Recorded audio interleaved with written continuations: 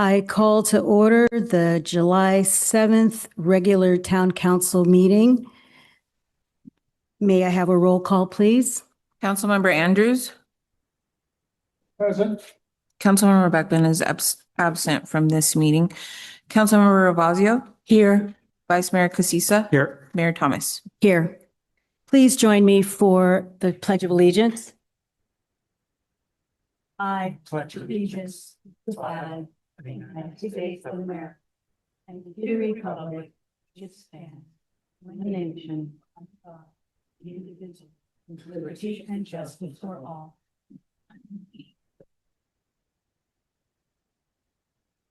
We begin tonight with open time. Any member of the public may address the council concerning any item not on the council's agenda. Speakers will be limited to 3 minutes unless otherwise specified. The public will be given an opportunity to speak on each agenda item at the time that it's called. Once open time is over, I will call it closed and we'll move on to the other topics. Does anyone in the room have anything they'd like to speak to for open time? It's not on the agenda. Do we have anyone online? We do not have hands raised from attendees online. We did receive several emailed public comments for open time that were added to the website for the public to view and were also sent to council ahead of the start of this meeting. No other comments have been received. Thank you. I will now close open time. Presentations this evening, we have none. So we'll move on to the consent calendar. The purpose of the consent calendar is to group together items which are routine and have not been discussed previously and do not require further discussion. They will be approved in a single motion. Any member of the public may comment on a consent item. Town council, staff, or the public may request removal of an item for discussion. Do we have anyone on the dais who would like to remove anything? Anyone from the town who would like to remove anything? I want to pull 4C. 4C, okay. And I'll call 4D, please. 4C and 4D. Okay. And then we'd also like to pull 4A. 4A. And, okay, so that takes care of anyone from staff. So we have, We have Councilmember Ravazio pulled 4D, Vice Mayor Casissa pulled 4C, and then staff pulled 4A. And I don't know if you'd like to go in alphabetical order. okay. Yeah, we'll start at the top. We'll just go down starting with 4A. Yes, thank you, Mayor Thomas and members of the council. So I wanted to pull 4A to add a little more discussion. I did provide some additional attachments for you, and this relates to a request to approve an agreement for community development block grant funds. This is an agreement that we're asked to approve every 3 years on behalf of the county. So all jurisdictions approve the same agreement to remain eligible for funding through this federal development block grant program. And just to aid in transparency, I distributed 2 additional attachments. One is a red line of the agreement. So it's very clear on what's changed between the agreement that was approved in 2023 and what you're being asked to approve tonight. And then also I provided you the agreement from 2020, which is incorporated by reference, but was not attached. And I'm happy to answer any questions that you have. I do believe we have a representative from the county on Zoom as well. All right. Do we have any questions from the dais? If Corte Madera does not approve it, what is the impact on Corte Madera specifically? And what will be the impact for other jurisdictions in the county? It's my understanding from the county that all the jurisdictions need to approve the same agreement. And if a jurisdiction opts out, that would jeopardize the funding for the program as a whole, for the county as a whole. We have received funding from this program in the past. We currently do not have any programs or funding underway at this moment, but we would like to remain eligible.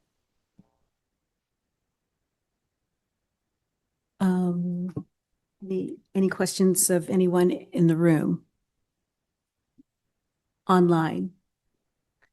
No hands raised from attendees online, no emailed comments from anyone either.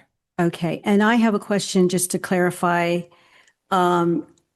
If we wanted to look this over or, change anything, is there a deadline? When do we need to approve this by? It actually was required to be adopted by the end of June. So this is the first available option based on the timeline the county provided.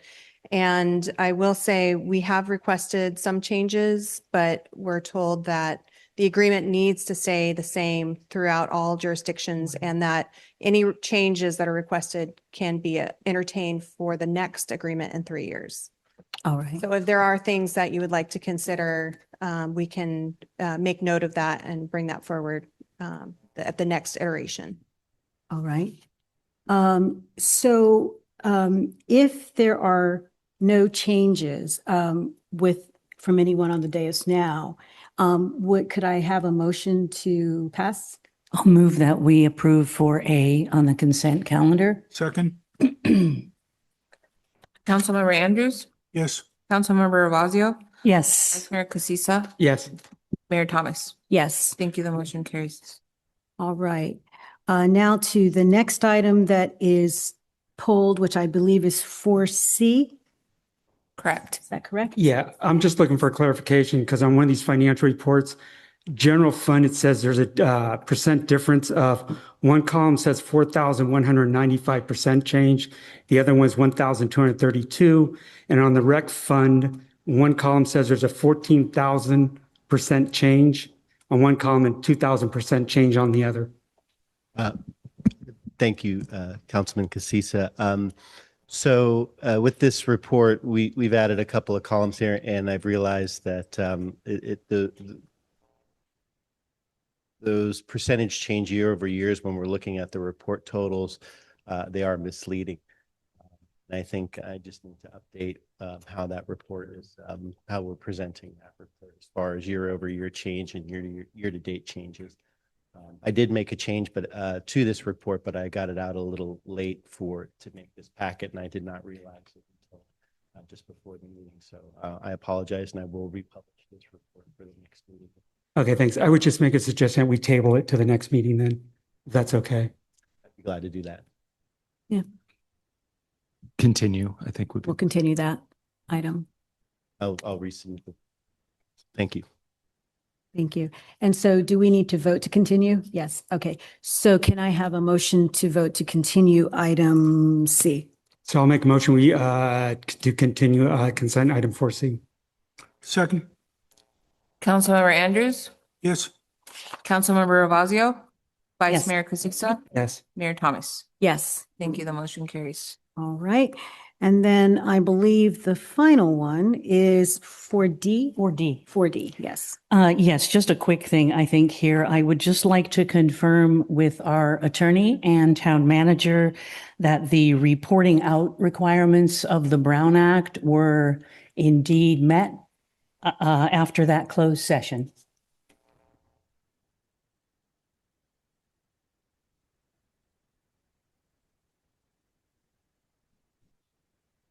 Thank you, Councilmember Ravazio. Yes, we did. The action that was taken in closed session was not a reportable action under the Brown Act. So the action can be taken, but it's not one of those actions that's reportable. It was a direction that was provided to staff. Thank you. All right. So are we ready now? Oh, is there any public comment on that item? All right, and none other from the dais? All right, so can I have a motion to approve item 4D? Yeah, I don't know if we did the other ones, Lorena. So I'll make a motion, we approve 4B, 4D, and 4E. Second? Okay, Councilmember Andrews, Yes. Councilmember Ravazio, Yes. Councilmember, Vice Mayor Casissa. Yes. Mayor Thomas. Yes. Thank you. The motion carries. Thank you. So we are finished with the consent calendar. We'll move on to public hearings. The first hearing this evening is consideration and possible action to approve a 150-unit residential care facility for the elderly at 56 Madera Boulevard, APN 024-03115, consisting of 18 assisted living units and 32 memory care units, and adopt resolution number 30/2026, finding pursuant to CEQA guidelines, section 15-183, that the project is exempt from further environmental review under CEQA. Because the project is consistent with the development density established by the 2009 Corte Madera General Plan, and the project does not present any project-specific peculiar effects or new or more severe impacts than those analyzed in the General Plan Environmental Impact Report, and approve a conditional use permit and preliminary and precise plans, including design review. So we go to a report, and I think that is with Martha Battaglia and Amy Lyle. Yes, thank you, Mayor Thomas, members of the council. So we'll both be presenting tonight. So Martha, our principal planner, has served as the project planner for this. But I'm just going to start by introducing the project. As you noted, this is an assisted living and memory care facility that's proposed. 118 units of assisted living and 32 memory care units at the 56 Madera Boulevard site. And this would not normally come to the council. This was not one of our designated housing sites. And it was recommended by the Planning Commission to the council. And that's really because there's a requirement for preliminary and precise plan amendments. So that makes the town council the decision-making body in this case. So it's a little bit different than some of our other housing projects that are designated in our housing element. Next slide, please. So because this is a housing project, I did want to provide a little just history on the state law and refresher on some of the limitations that we have to operate under. You may remember visiting these when we reviewed the 240 Tamil Vista project last year. So the same limitations apply to this project. So this was applied for under SB 330, which is the Housing Crisis Act, and was adopted in 2020, and puts a lot of limitations on our ability to provide any kind of discretion on this project. So this project in particular does qualify under SB 330, and it does lock in, when they provided the preliminary application, locks in the fees and the process, and it limits the number of meetings that can occur. So this represents the third official meeting. The applicants did opt to have a community meeting separate from our process, which will not count under the 5. And then they will be required to have a formal hearing on their grading permit, which would happen later in the process. So we are hoping to reserve a meeting opportunity for that. And next slide, please. The other area of law that they're taking advantage of is the state density bonus law. And this really allows for increased density and really restricts our ability to reduce that density. And so they do also, this also opens them up to potential incentives and waivers. And so those are all discussed in the staff report, and Martha will be walking through those as well. But in general, the state laws are really looking to streamline and be able to provide density to make sure that housing projects pencil and that we're able to not only entitle housing, but actually get housing built. Next slide, please. So this is our table that you may be familiar with based on our housing element. So our housing element asked us to plan for 725 units in town at various income brackets. So this project, if entitled and if built, would produce 42% of our above moderate income units. And so that's just shown on this table here. And I will note the memory care units are not considered units under state law. So they don't have a kitchen, but the assisted living units are considered units and will be counted. So that's why it's 118 units and not the full amount that's before you tonight. Next slide, please. And then the other interesting aspect about this project is the affordability requirements. As you may know, we do have regulations that require a certain amount of units to be set aside and to remain affordable. In this case, this is considered a residential care facility, and they operate differently than our traditional housing sites. And so the applicant originally applied with 17 affordable units to be provided, and they had since removed those units. And so staff and the applicant team negotiated for a very long time over this issue. And we even went to the state, to the Housing Community Development Department, to really decipher if they can provide some technical guidance on this issue. We're not the only jurisdiction that's had this issue, because residential care facilities they operate very differently. The affordability that they can provide is not the same as other housing types. And they really made that clear to us. And in an effort to move the project forward, we negotiated to be able to apply a different fee to this project. So what we did is we hired a consultant to look at commercial linkage fee and assess the amount that could be somewhat of an offset to the affordability based on the workforce housing component. And so we came to an agreement for a fee of approximately 1.9 million that would be provided in lieu of the affordable units that were originally applied for. So we can get into more detail on this issue if you would like. The other aspect of them applying under SB 330 and locking in those fees is that they were not already subject to our public safety impact fee, because that didn't go into effect until after their preliminary application was submitted. And so they've also opted in to that fee, which is approximately $530,000. And as you remember, that fee does go to Central Marin Fire Authority to offset costs related to that service. And then with that, I will pass it over to Martha to talk about the specifics of the project. Good evening, Honorable Mayor and council members. I'll be providing an overview on the proposed development. So the proposed project at 56 Madera Boulevard includes 150 units, consisting of 118 assisted living units and 32 memory care units. This slide is showing the rendering visible from Madera Boulevard. And this is the front elevation of the building that's oriented towards the street.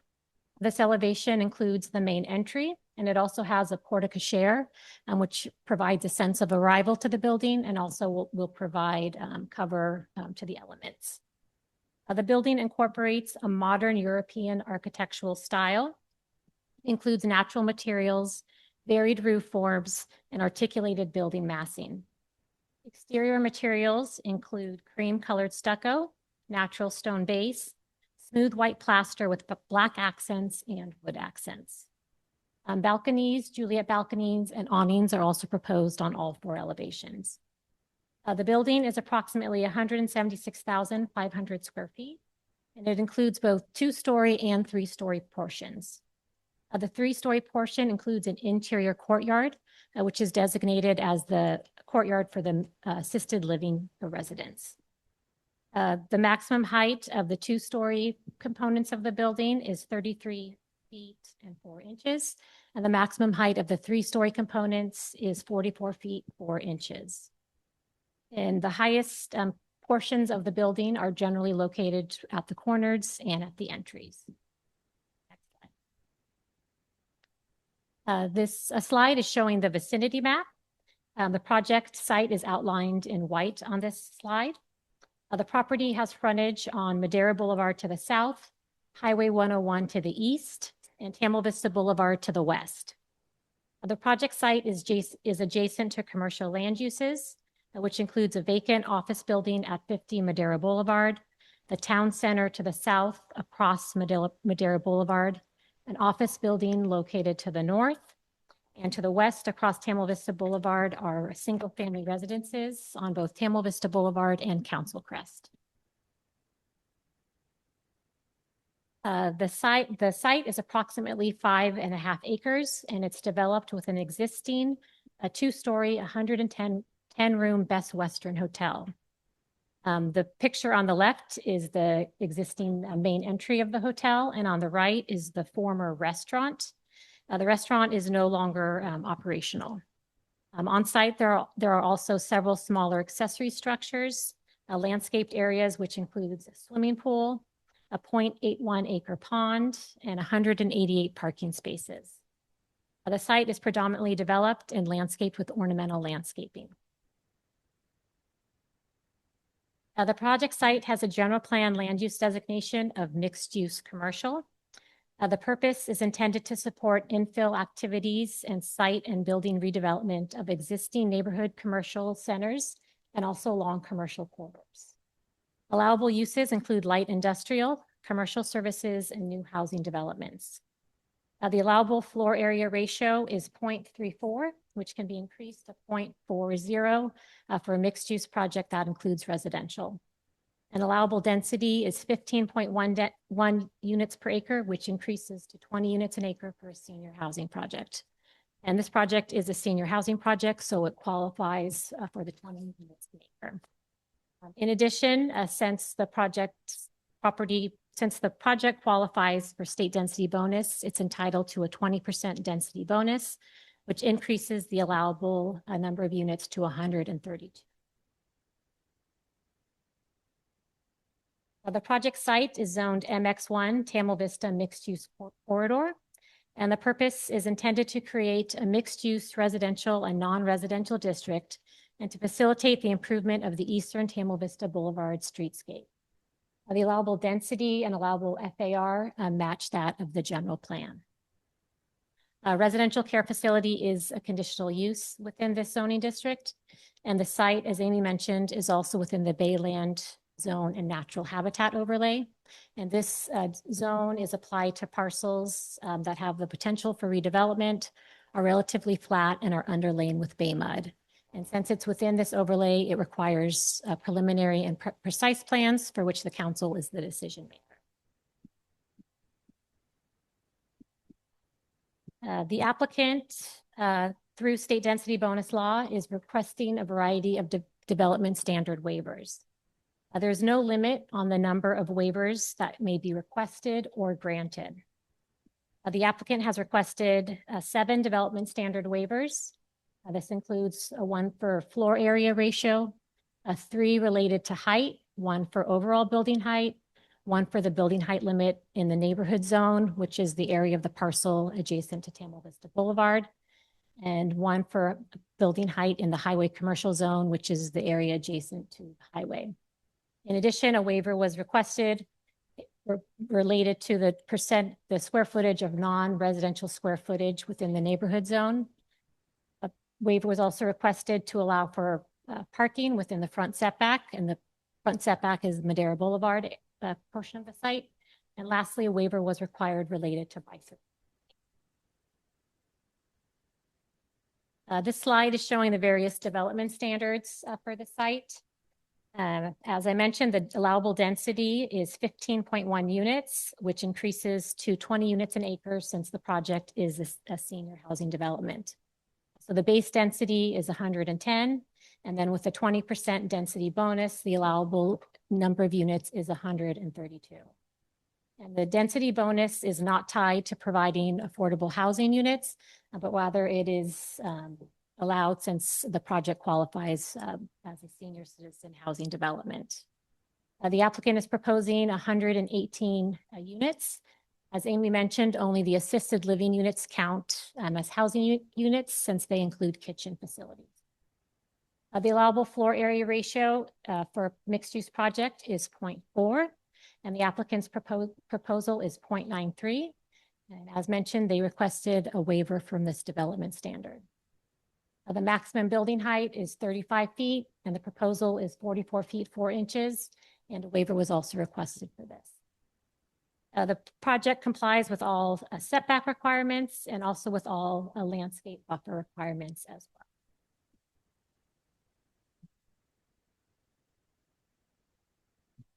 The slide is showing the site plan. Vehicular access to the site is provided from Madera Boulevard. Access to the site is currently provided by 2 existing driveways that connect to Madera Boulevard. And as part of the project, the driveway that's closest to the 101 off-ramp will be removed. A secondary access is also proposed from Tamil Vista Boulevard at the northwestern portion of the site. And this access would be for fire department use only and would include gates. Surface parking areas would be provided adjacent to Madera Boulevard and Tamil Vista Boulevard. The proposed facility includes 3 floors.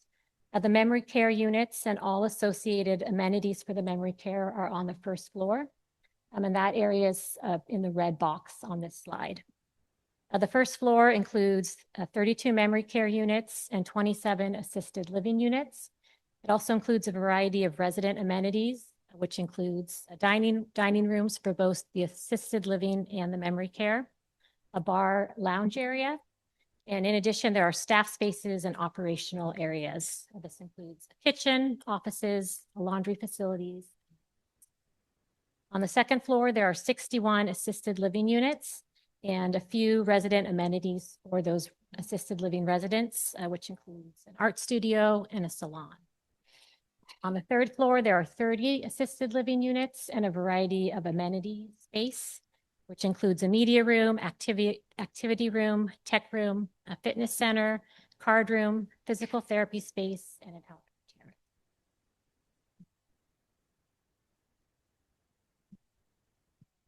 gym. Corte Madera Code Chapter 1820 includes parking requirements for a variety of uses.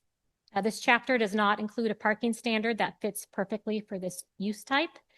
And when a use is not specified, the code notes that the closest use should be used to evaluate and determine parking. The 2 closest standards in the code is a convalescent hospital, which has a parking requirement of 1 space per 3 beds, resulting in a requirement of 57 spaces, and a nursing home, which has a requirement of 1 space per 2 beds, resulting in a requirement of 86 spaces. The project provides 98 parking spaces, which includes 8 EV spaces and 4 additional accessible spaces.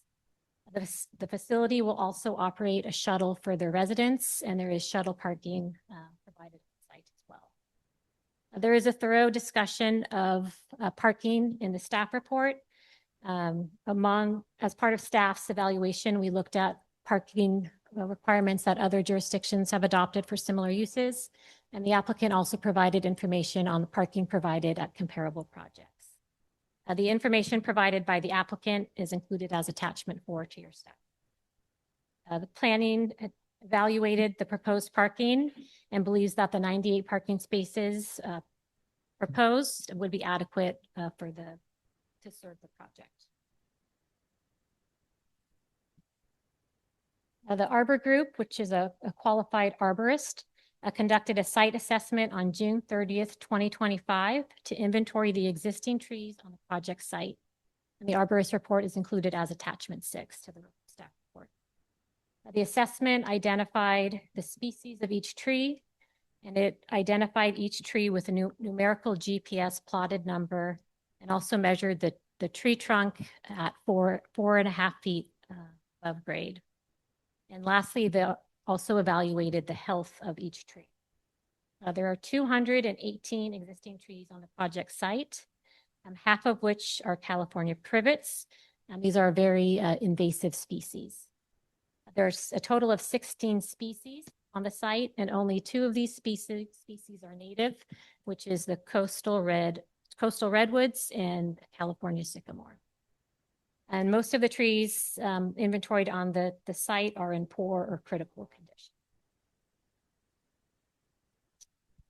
This table on this slide is providing a summary of the tree disposition survey, and it's differentiating between the number of permit-sized trees from non-permit-sized trees that are proposed for removal.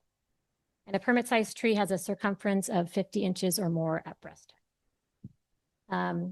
A total of 108 trees are proposed to be removed, which includes 20 permit-sized trees. And this total does not include the California privets that are located in the vicinity of the pond. Following the October Planning Commission study session, staff asked the applicant to further evaluate if the redwood trees could be preserved. And the applicant indicated that it was infeasible to retain the existing redwood trees, given the extent of grading that needed to be done in order to elevate the building as required by the municipal. The town asked our consulting arborist, Kent Julin, to do a peer review of both this analysis and also of the on-site trees, and Kent Julin agreed with the assessments. And the justification letter for removal of the redwood trees is included as attachment 7 to your staff report, and the letter from Kent Julin is included as attachment 8. The proposed landscape plan includes the planting of 350 new trees.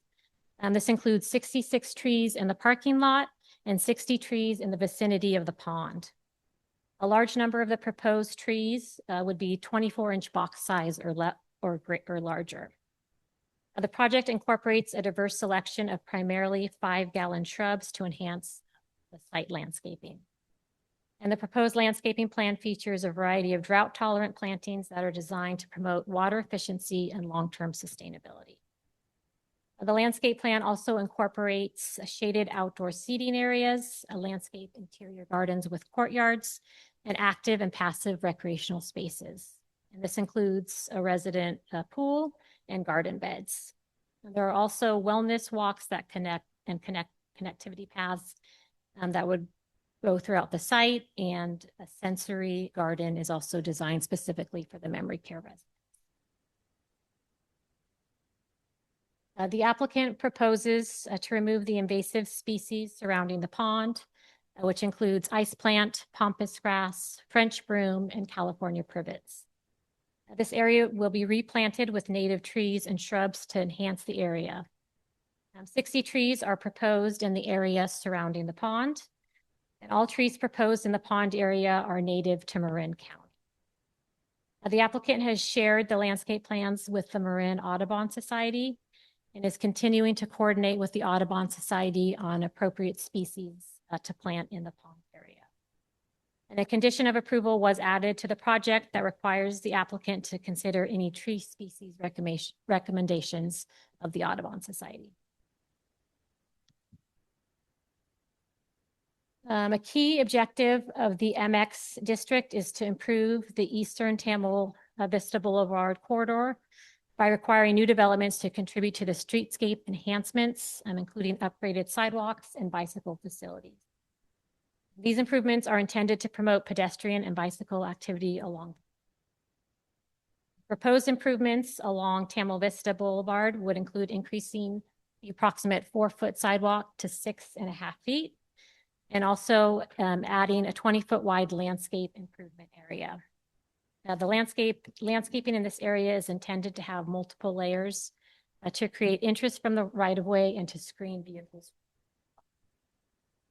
Pedestrian amenities are also proposed along Tamil Vista, which include bike racks and benches.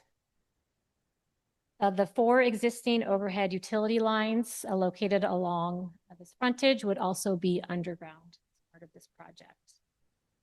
And the section showing on the left-hand side shows a section through Tamil Vista Boulevard showing the 6'6" sidewalk width, the 20-foot landscape area, and then the parking on site. And on the right-hand side is a conceptual rendering of this area of the site. The Planning Commission held a study session on October 28th, 2025, to discuss the project and to provide feedback to the applicant. 5 members of the comment provided public comments, and 4 raised concerns. Concerns that were raised by the public primarily related to the proposed building height, particularly along Tamil Vista Boulevard, as well as tree removal, the adequacy of parking, and traffic and safety conditions along Madera. This slide includes some of the changes that the applicant made since the study session, which includes they retained 5 trees along the eastern portion of the site, added additional stone to the front facade of the building, straightened the sidewalk from the original meandering design to a straight sidewalk, added more trees to the site. Number of trees was increased from 171 trees to 350 trees. And this also included additional trees in the vicinity of the pond.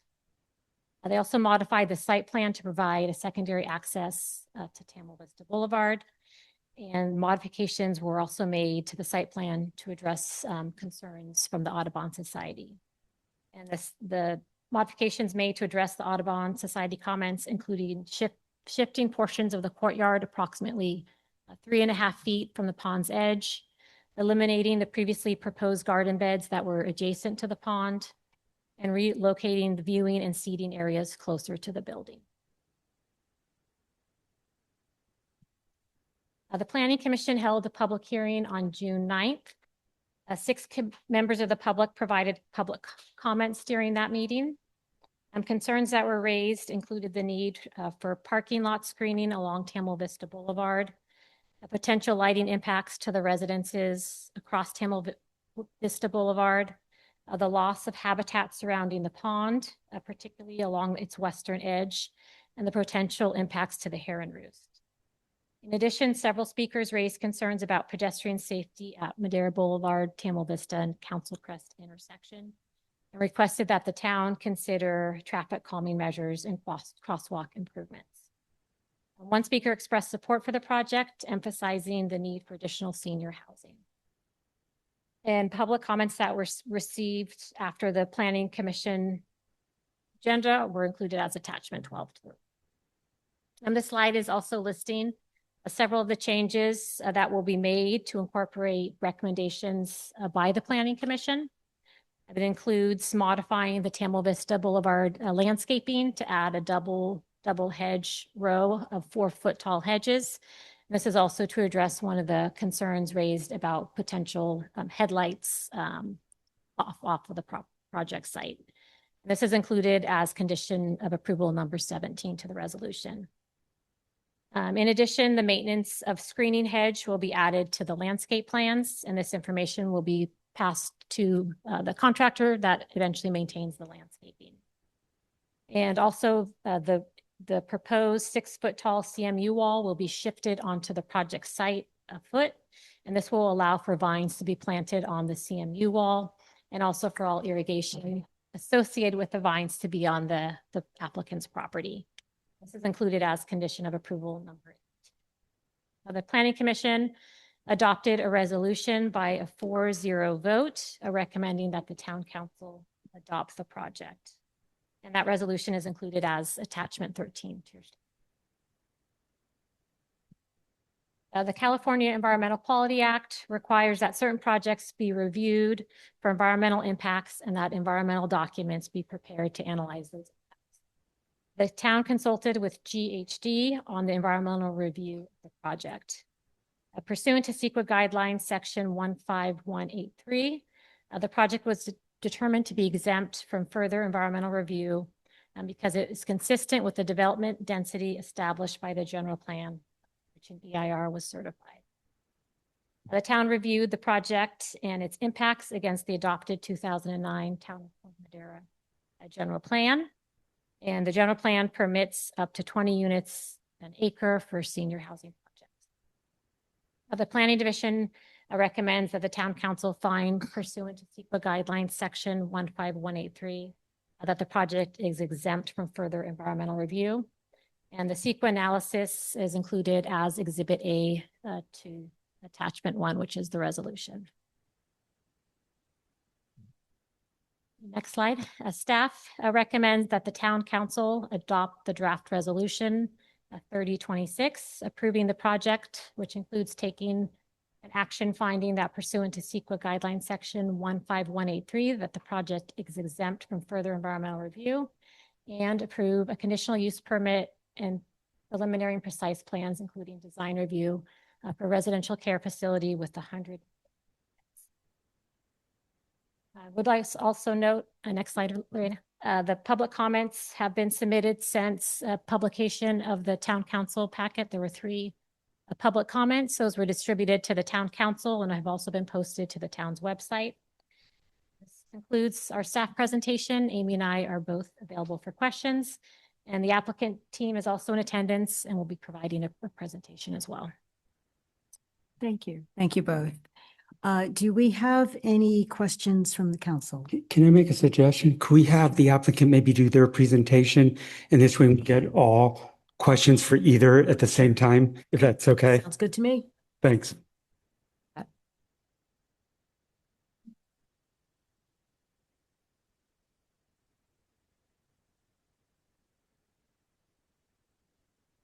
This will be brief. Thank you, Martha, for that wonderful presentation.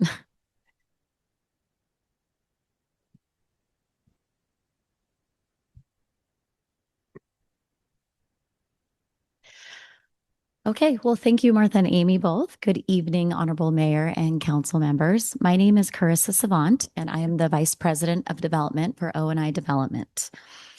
Just want to thank you guys for all your time this evening and for your consideration with our application.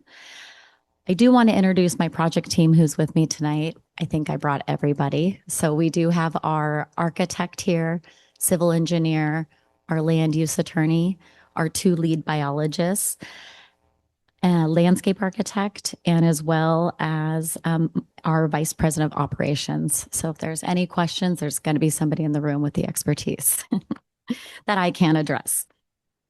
So next slide, please. I'm just going to introduce a little bit about our company, and then Martha touched on a couple of my slides, so we'll go through those fairly quickly and then open it up for discussion and questions. So O&I Development is a development arm of Oakmont Management Group, and together we develop, own, and operate senior living communities across the Western United States. We are responsible for site acquisition, entitlements, permitting, and construction oversight for new assisted living and memory care communities. I like to share that what makes our approach unique to this as well is our development team and operations team. We work really closely together at the very onset of project. So that way, in the earliest stages of planning through basically our long-term management hold, we can go through the design and thoughtfully design these communities to meet the needs of the residents. Oakmont is one of the largest leading senior living operators and currently manages more than 105 communities across the Western United States. O&I and Oakmont, we have a proven track record of development expertise, operational experience, and a long-term commitment to all these communities that we serve. Because we remain involved long after the project is complete, we approach each project with a perspective focused on quality, operations, and being a good community partner. I believe this integrated approach has guided our work on the Ivy at Corte Madera from the beginning of this project. As Martha mentioned, we had the study session, held community outreach meetings, and the Planning Commission hearing in June. And our team has been dedicated, and we continued working closely with town staff and our consultants to further refine our project as additional comments came in and we could respond where it was feasible. We really appreciate the time and effort that the town staff, Planning Commission, and all the members of the community have invested through this process. And I think I'm just going to kind of hit on some of the refinements we made over the last 30 days, and then we can open it to questions. Next slide, please.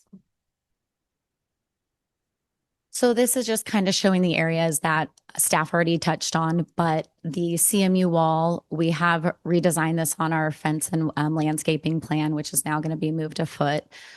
We did this from one of the commissioner's comments in order to be able to have the wall fully on our property, irrigate, not have to go through Caltrans and potentially getting a denial on that landscape design piece.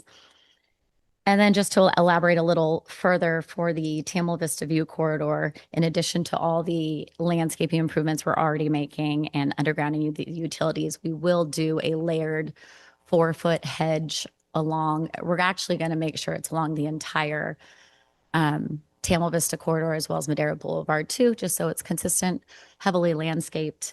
That way we could respond to that comment and provide additional screening for any headlights or light pollution that may occur from parking in the evening hours.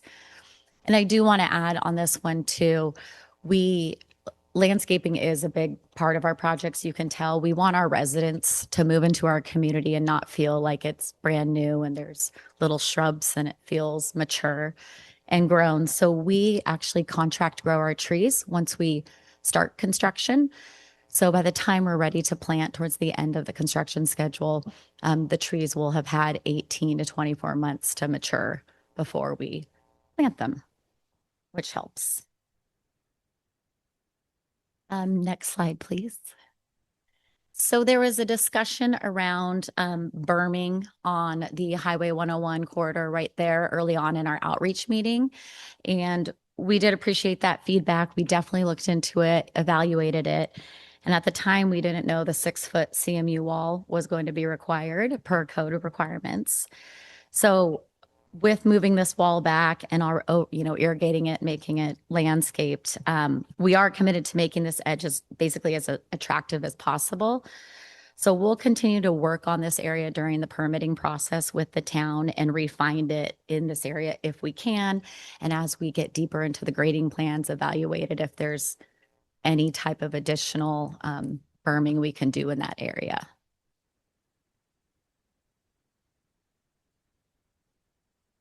Those were the main refinements we did since Planning Commission hearing. This slide, I just wanted to explain a couple more features of the project that had a few questions going around regarding the swimming pool and the artificial turf that's in the interior courtyard.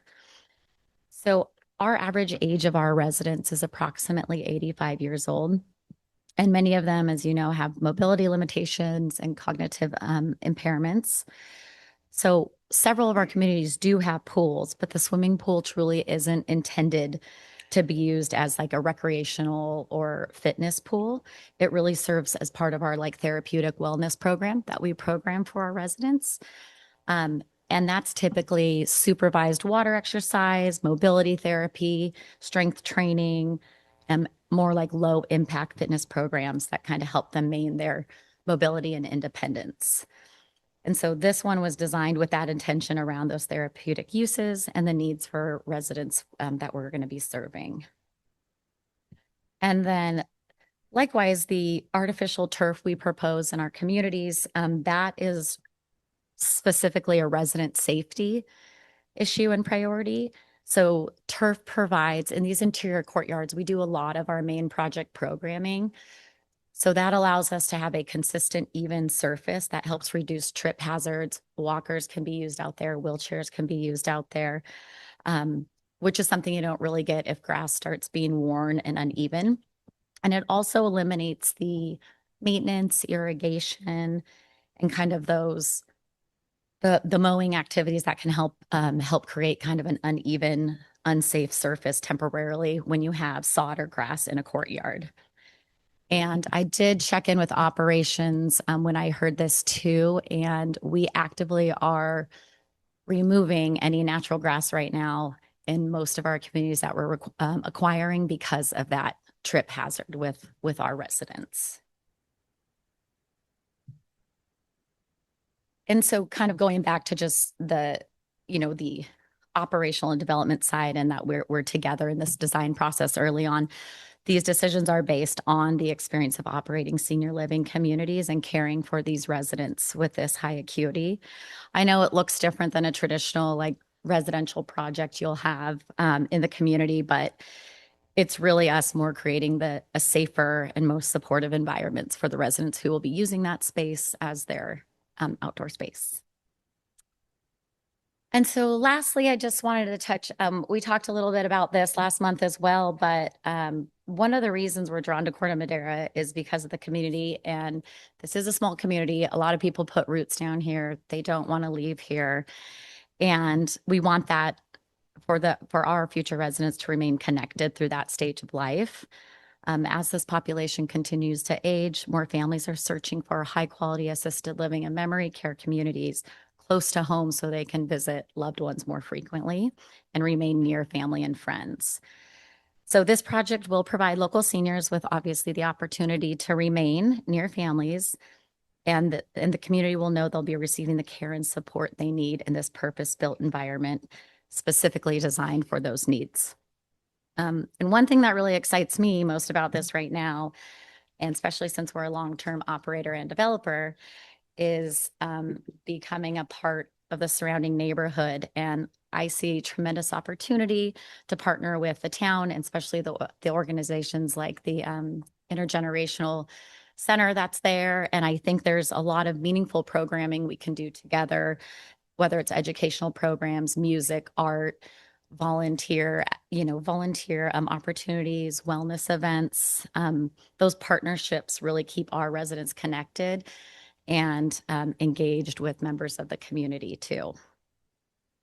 We know that one of the most greatest challenges of many seniors face is unfortunately social isolation as well. So creating these opportunities for residents to interact with people of all ages and remain connected in a community is just as important as the building we're actually physically building. So we really look forward to exploring those and seeing how we can partner within the town.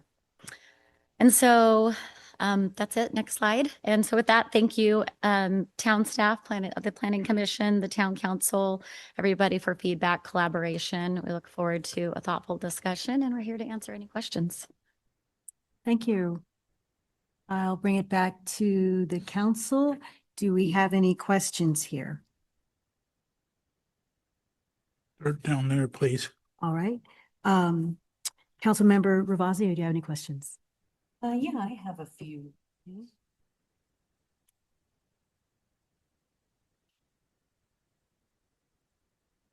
How about turning my microphone on? Sorry about that. We've heard a lot about what we can't do tonight and what we don't have the legal authority to have influence over. My question is there anything that we do have an opportunity for? Are there some of the things that have been suggested that you think the council could make a condition? Are there issues that still remain, or are we all pretty much, do you feel like we've pretty much figured everything out? I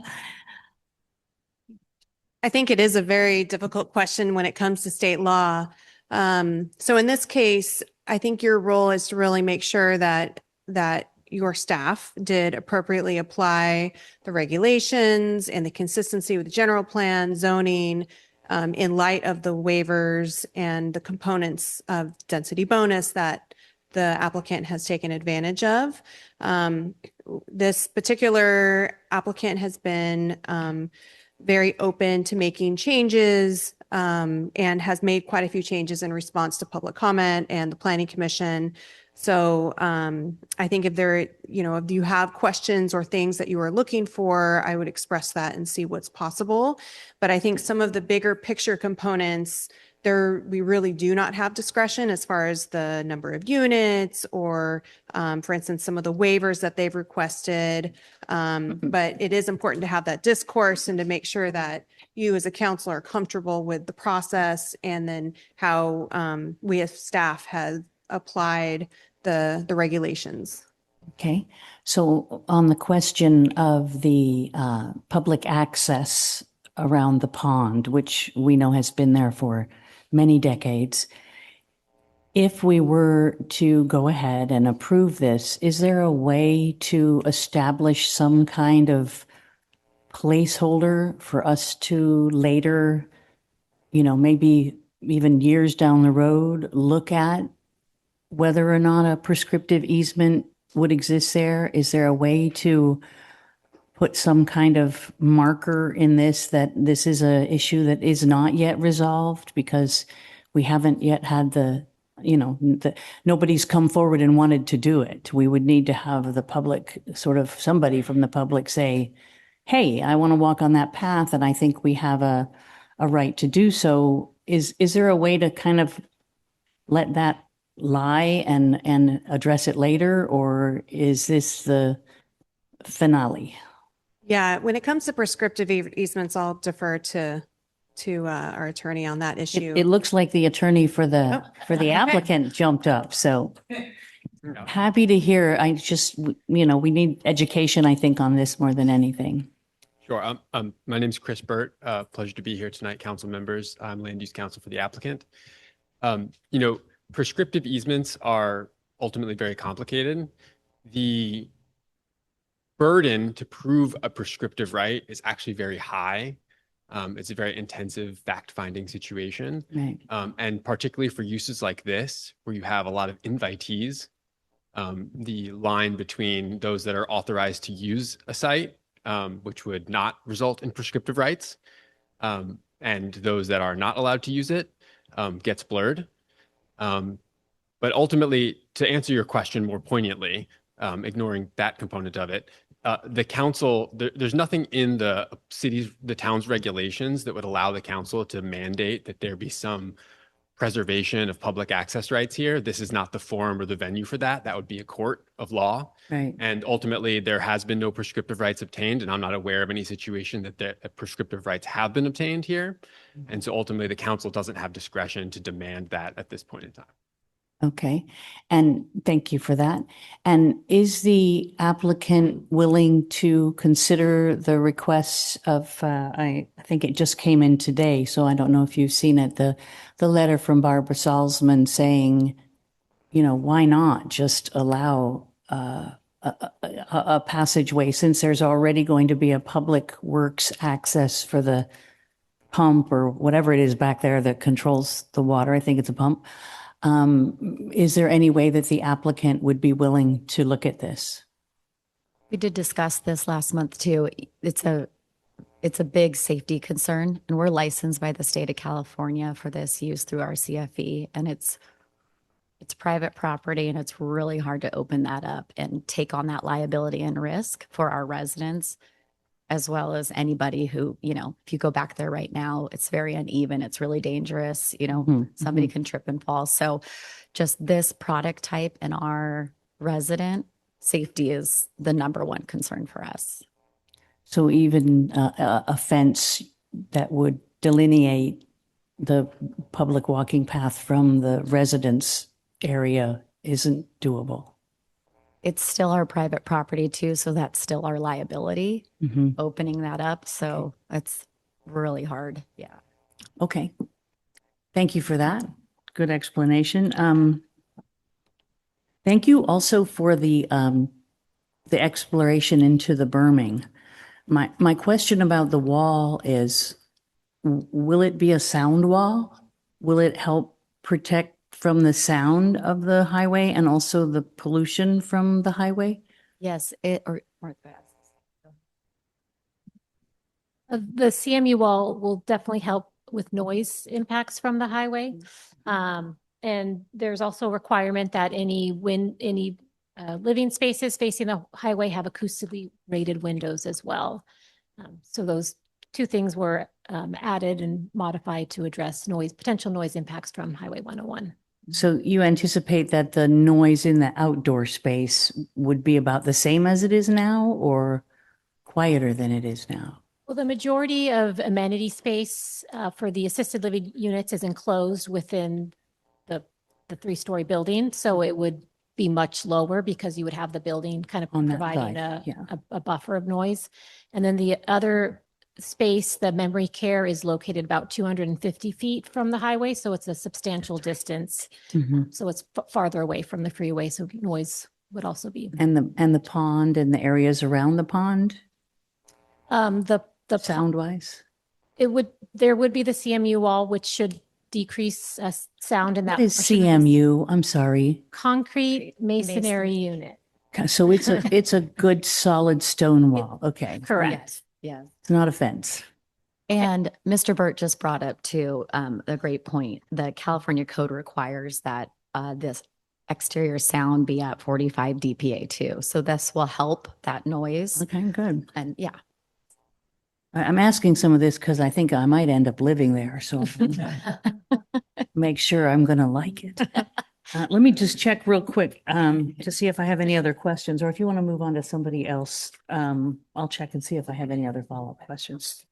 Councilmember Casissa? Yeah, can you talk more about, because I know we've gotten comment letters, the Autobahn regarding birds, trees. Can you just talk about some of the work you're doing there, mitigation? I know you've had discussions with them, and it sounds like from staff, they may be ongoing. So yes, so I might invite my Sarah up here as well, our biologist, but we know that the most important design aspect of this, because the past entitlements was to keep the pond. And so we decided, because of that sensitivity around that issue, we would do that. So we have been proactively coordinating with all the resource agencies already. Our biological consultants, we've already kind of gone through some of the pre-process with them too. So we've met with the Army Corps of Engineers, a Regional Water Quality Control Board, California Department of Fish and Wildlife, explained the cleanup efforts to the top of bank. We're not doing anything inside of the pond, so we're fine there. But there's also, we have to install and update the infrastructure, the stormwater infrastructure, because right now it's not going through anything. And so with all of that we have to comply with, we have to go through all of these resource agencies, who also will be the jurisdiction of the removal of the invasive species, and then opportunities, obviously, with the new planting palette that we're working on with the Audubon Society too, to make sure they're all native to Marin County as well. So we're going through all of that. And then as far as the rookery, and I know this comment keeps coming up with the roosting herons, that area, just given everything going on this site, the FEMA floodplain rate, we got to raise the site up a foot. There's a lot of grading constraints. I'm concerned about construction, noise, vibration. I don't know if they stay during that or not. I don't know if there's any technical studies or scientific information that would say that. But in my experience with construction, they would probably leave and roost elsewhere during this 24-month period, regardless, because of just the vibrations and the equipment that's out there and what we're going to be building. But we're planning 350 new trees, and we're going to do, a lot of improvements to this vegetation as well. I think in the long run, I'm hopeful that creates a really special environment. Okay, thanks. And regarding CMU, the wall, Yes. have you done any studies in the sense, once you build that wall, do you know, it may be more of an engineering type thing, will that create any potential flooding on 101? Because I know the Lucky Drive exit in January when we had king tides, that whole freeway, it was all shut down. It was under about like 6 or 7 feet of water. And I understand the purpose of the wall, and I think it's great. I just don't want us to do one thing that's going to cause another problem. So I don't know if you've looked at that aspect of it. I haven't, but in past projects, we would be, that's kind of sheet runoff and water flow. Wayne, do you want to say anything to that? It should not create a flooding problem, but. Yeah, again, I don't want to solve one problem, then we create another problem. And 101 was literally shut down in January due to flooding at Lucky Drive. Good evening, Wayne Leach. I'm with CSW ST2, the civil for the project. I think what you're talking about is like the extent of that wall that goes in is pretty much going to run along the property line.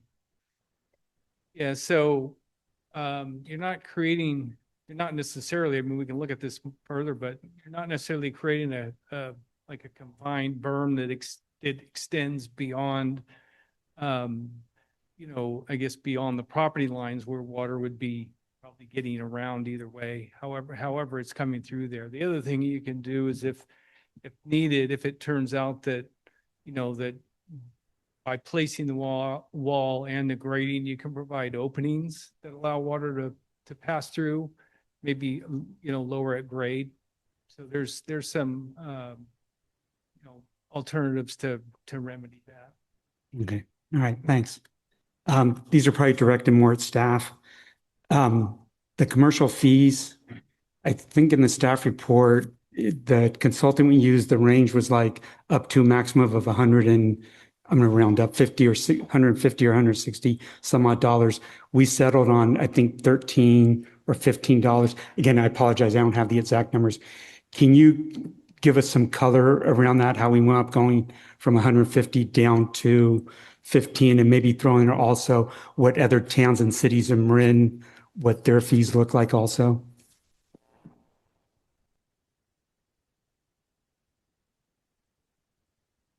Strategic economics or do these sorts of analysis. And as part of the analysis, they looked at the staffing levels for the proposed project and the wages, the annual salaries. And then they're looking at if, in order for all of those employees to live in Marin, what's the maximum justifiable fee we could charge? And that maximum justifiable fee is $169. So it's typical with Nexus studies that you have a very, high maximum fee, and then what's adopted is significantly lower than that. And there's a lot of policy considerations that you're weighing when you adopt fees, or in this case, we're not adopting a fee, but and you're also looking at accumulation of all of the fees and what a project, what's possible without creating a situation where a project can no longer pencil out, can no longer be built. So we recommended was $13.89 a square foot, and then adding a reduction for the hotel. So it results in a fee of about $1.9 million. And as part of the analysis, strategic economics also looked at other jurisdictions that had similar fees. The County of Marin has a fee that's around $27, which was the highest fee that they found kind of anywhere in, I think, the state. San Jose has a fee that's around $7.30, but they are excluding the amenity spaces, so it results in actually a less of a fee. And then the city of San Rafael did a very similar analysis that we did, where it was a project-specific analysis of the appropriate fee, and they landed on a fee that was very similar. I think it was around $13 a square foot. And then just to provide a little bit more kind of color of our existing commercial linkage fees, they are outdated, but our highest existing commercial linkage fees are retail fee, which is a fee of $8.38. So the fee that we recommended for this is significantly higher than that as well. Okay. So in your opinion, you both think that the fee is fair and equitable, I'd say? Okay.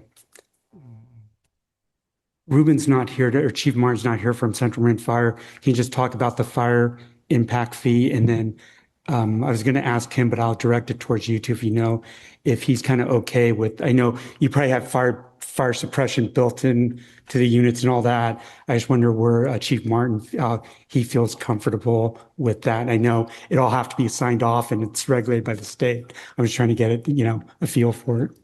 Yeah, I will say the project itself was referred to Central Marin Fire Authority on multiple occasions. So all the comments have been incorporated into the project.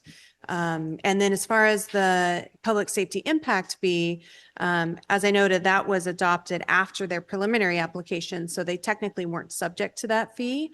I think it was called out specifically within the Nexus study for that fee that assisted living units and memory care units would be subject to it at a certain rate, primarily because there is usually an increase in the the calls for service and it's a big impact.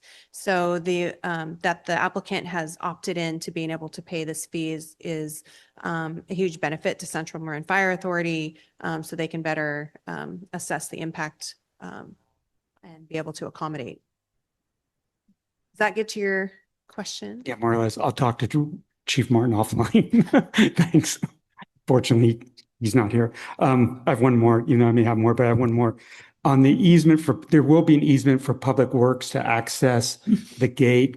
Because if I can remember, if you can just describe that briefly, that pond is used for flood control for Lagoon 1 or 2. So the water levels on this pond mimic what the water levels of Lagoon 1, which is located to the west. So Public Works, it lowers water levels in Lagoon 1 during the summer months, and then sometimes in the winter months if there's been a longer duration without rain. So all that's controlled at Lagoon 1. So if they lower the water levels in Lagoon 1, then the pond levels will also lower as well. And then in addition, there's a slide gate that's located on the eastern portion of the pond. And that's maintained by the town, and the Public Works Department checks on it a couple times a year to make sure it's operational. But essentially they just lift it and then they close it. There's no hydrological connectivity with the ditch that's located to the east. And there is a condition of approval that was added that requires continued maintenance abilities for the town. So that is included in the draft resolution. Okay. And would there be any issues during construction with water going into the pond or trying to maintain those levels while you're doing construction? No, I wouldn't anticipate any issues there. Okay. I'm sorry. I just have one more. I'm sorry. I know I have concerns. I'll bring it up under comments about the economic impact to local businesses, especially town center. And I know in the staff report, it talked about HDL, which is our outside consultant that works on our sales tax and that kind of stuff. And it looks like they could not opine on either way if there's going to be an impact on that or not. Any input on that? And I know we went to HDL. I think you said, I don't know if there's anybody else you can go to. I'm just trying to see if we can get a feel if there will be an economic impact. And I think there's two parts of this. One part is during construction, because there's nothing going on. No offense. Construction's going on, but there's no residents there. And then part two is after residents move in. Yes, the town center did express concerns during the planning commission hearing. And so it is something that we looked into, and HDL is our sales tax consultant. And they really expressed that there was no way in a short period of time to really look at that impact. Just knowing the impact of a hotel room, I think in Marin County, it's per hotel room, it's around $150 per hotel room, up to $500 as far as the impact on a regional basis. So it's hard to ascertain the direct impact to town center, because that's obviously looking at a larger county area or perhaps just the localities around the room. But there's too many variables to really back into what that true sales tax impact would be, unfortunately. Okay. Do you have any comments on that from the applicant standpoint? No? Okay. I thought I'd ask. This time. Okay, thanks. Councilmember Andrews. Yeah, I have a couple of questions. One is, I basically take that Madera Road freeway entrance just about every day. And depending on the time of the year and the time of day, you can have people coming down off the freeway. You've got people cutting over to the Chevron station. You have people leaving the Chevron station. You have people cutting into the town center. You have people leaving the town center. And I'm thinking of what my mom, how she would have handled that if she was driving to visit my father in the memory care unit. and all these cars are going all over the place. And I'm just wondering if, I know you're putting in an entrance on the northwest corner that I believe is designed just for the fire department. Is there any way you could upgrade that so that people could just stay on Tamil Vista and make a right turn so that sort of the driving challenged people won't have to make left turns across Madeira Boulevard during the crazy times of year and day? Yeah, Martha, maybe you can jump in here too. We worked with fire as well as town staff, and that was the desired entrance we wanted, or not we wanted, that we heard we should take for the project. And fire requested that Tamil Vista because we also heard a similar story for that boulevard as well. It's just as busy too. I know there's schools in the area. I think the location of this site is kind of tricky, unfortunately, because it's almost like if that corner parcel wasn't there and it was part of the project, you would have a little more opportunity, but we're kind of constrained there too, I think. So pushing it down a little bit will help. I know there's some offsites that were improvements we're looking at on Madera, right? There's like a little turnout lane, I would call it. I have to look at the grading plans. But with the traffic, I mean, visiting, you would hope maybe it would just not be at the lunch hour. We also stagger our employee shifts too to help with that. So like our shift changes are not at, when school's getting out or at lunch hour, to kind of help mitigate some of that, because we get this comment too, not just here, we have other sites close to a freeway like that as well. So I know, I hear your concern too, and we'll do our best to just kind of mitigate that with our associates, our residents and visitors once they kind of start coming and going. So once the facility's open, if you look around and want to improve the quality of that northwest corner entrance, you would be able to do it under this design plan? Or are you stuck with No, just that would whatever be, it would be designed, it'd be built as permitted and designed. Okay, Yeah. so that's one issue. The other is the 1.9 million. You wrote in one of your documents that it's going to go to an affordable housing fund. What exactly can that be used for? Or let me rephrase it.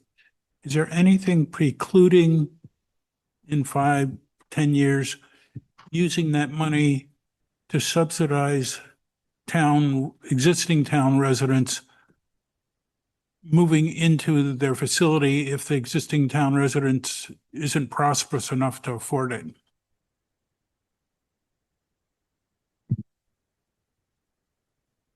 So our inclusionary ordinance was last updated in 2022. And prior to that update, it specified that money in the Housing Affordable Fund had to be used specifically for the development of affordable housing.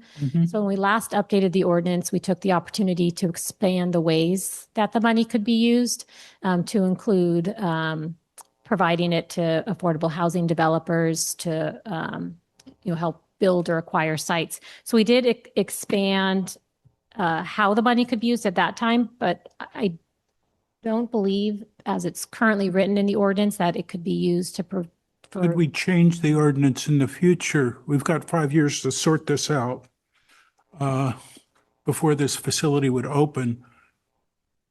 I just remember what happened with a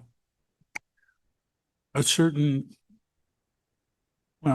Restoration Hardware, where we have money sitting there in affordable housing fund that can only be used to subsidizing affordable housing employees.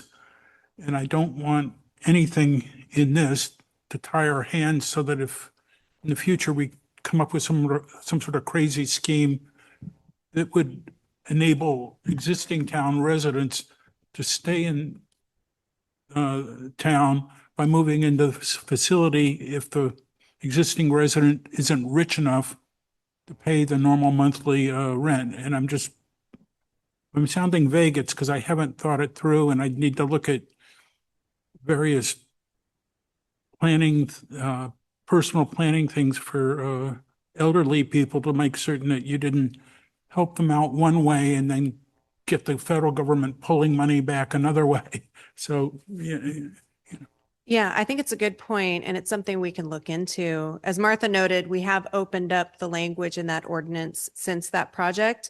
So the money that we received from that project is kind of earmarked in that way, and it is really restricted on how we can use it.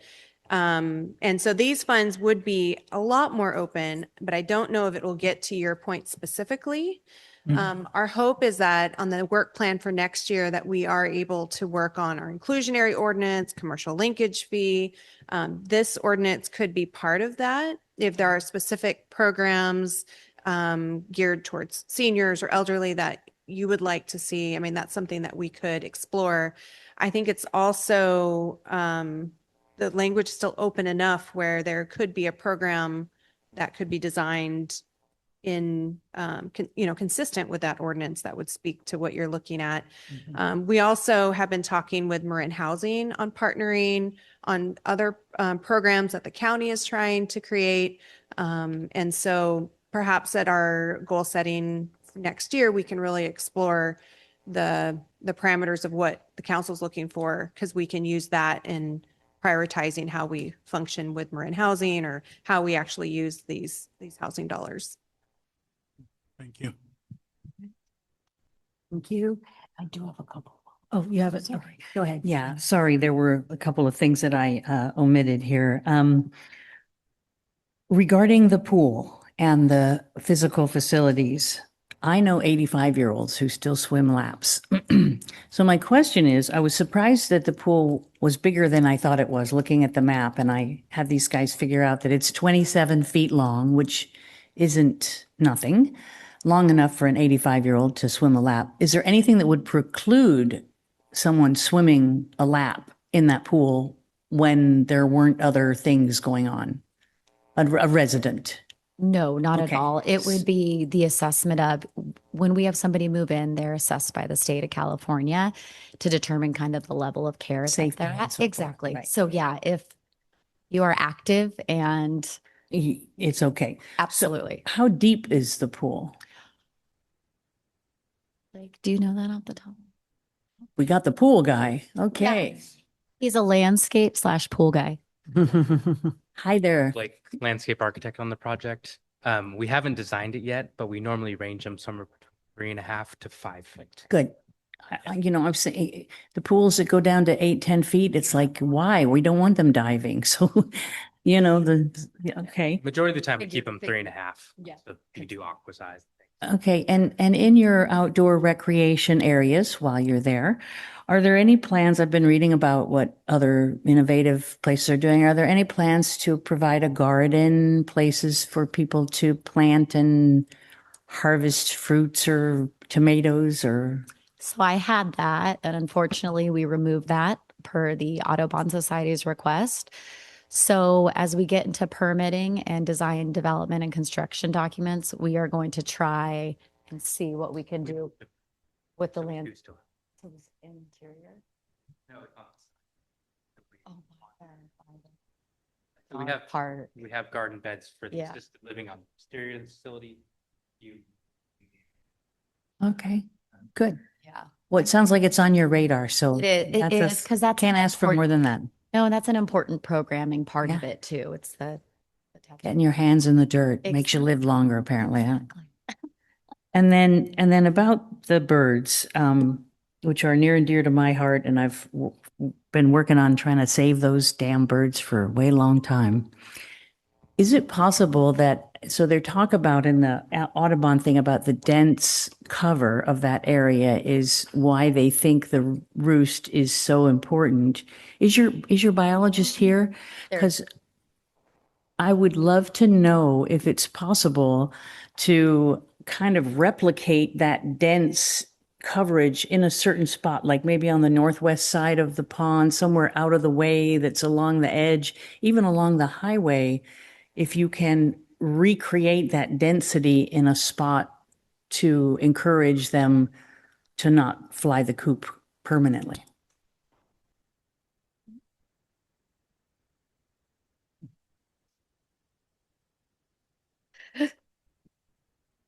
Yes, that's exactly why we're willing to work with the Audubon Society. We're planting 60 trees in that area.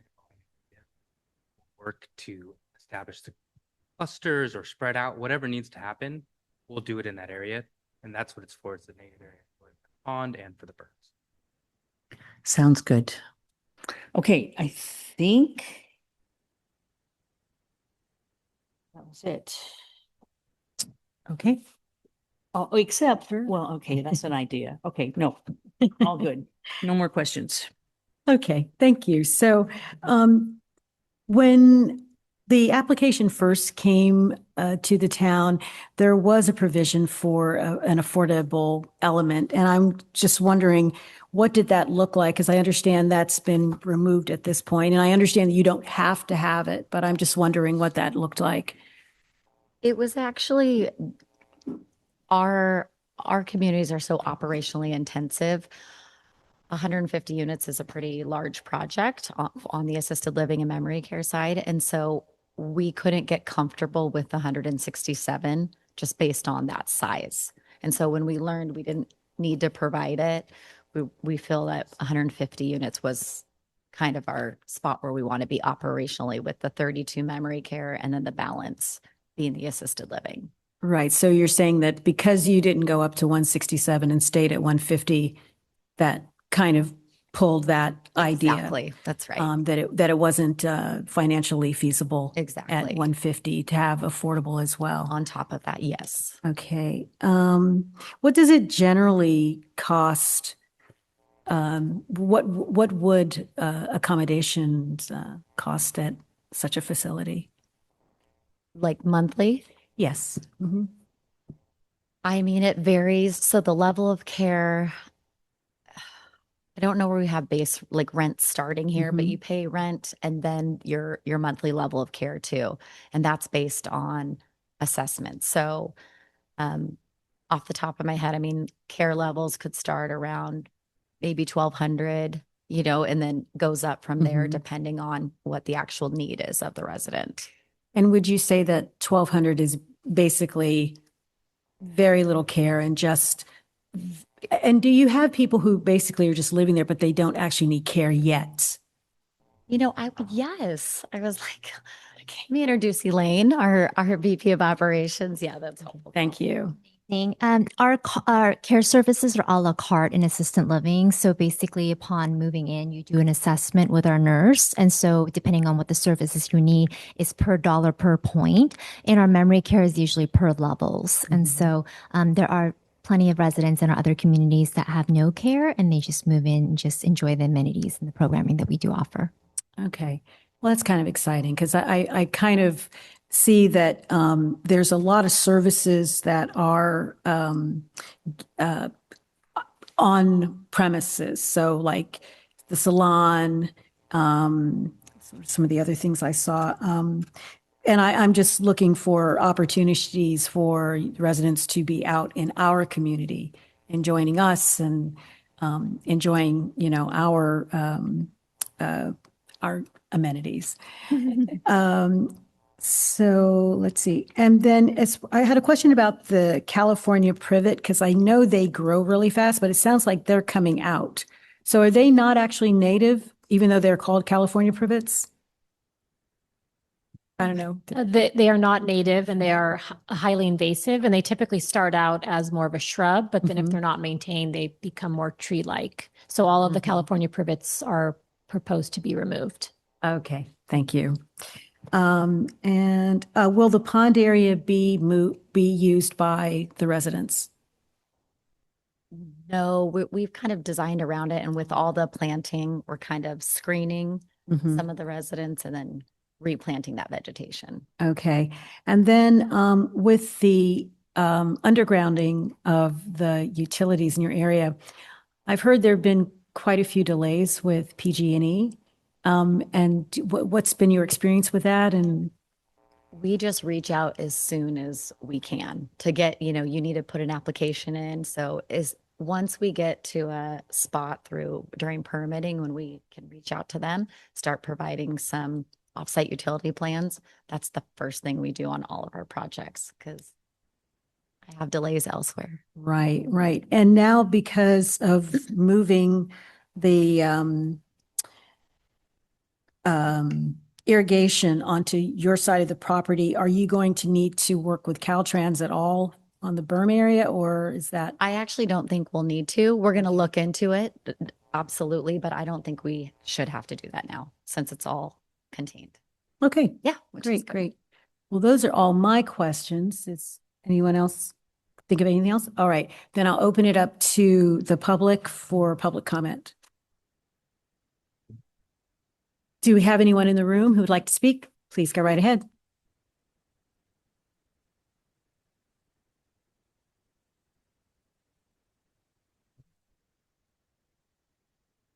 My name's Catherine Wolfers. I live at 46 Madera Boulevard.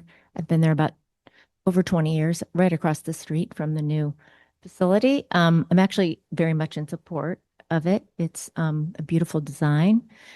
And I just had two questions, two clarifications. The first one is the redwood trees. Are they being retained? Because there was conflicting information about that tonight. That's my first question. And the second one, it might be trivial, but to me it's not. Are we set on the name? Only because, I appreciate, Oakmont's desire to be a part of the community. And, our town's name comes from cutting down the trees in this area. So it just seems like to honor that, or we could at least, you have a native plant name, there's so many wonderful toyons, oaks, madrones. Does it have to be ivy, which is, not native and highly invasive? Those are my two questions. Thank you. Thank you.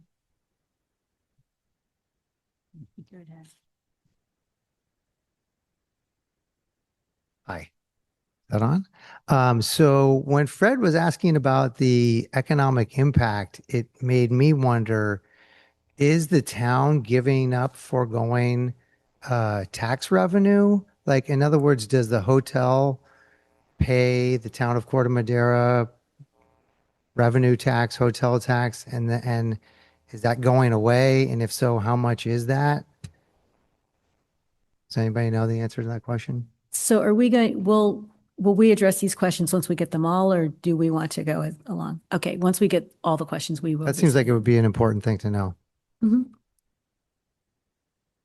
Right. Do we have any other questions from the audience? I think I see one.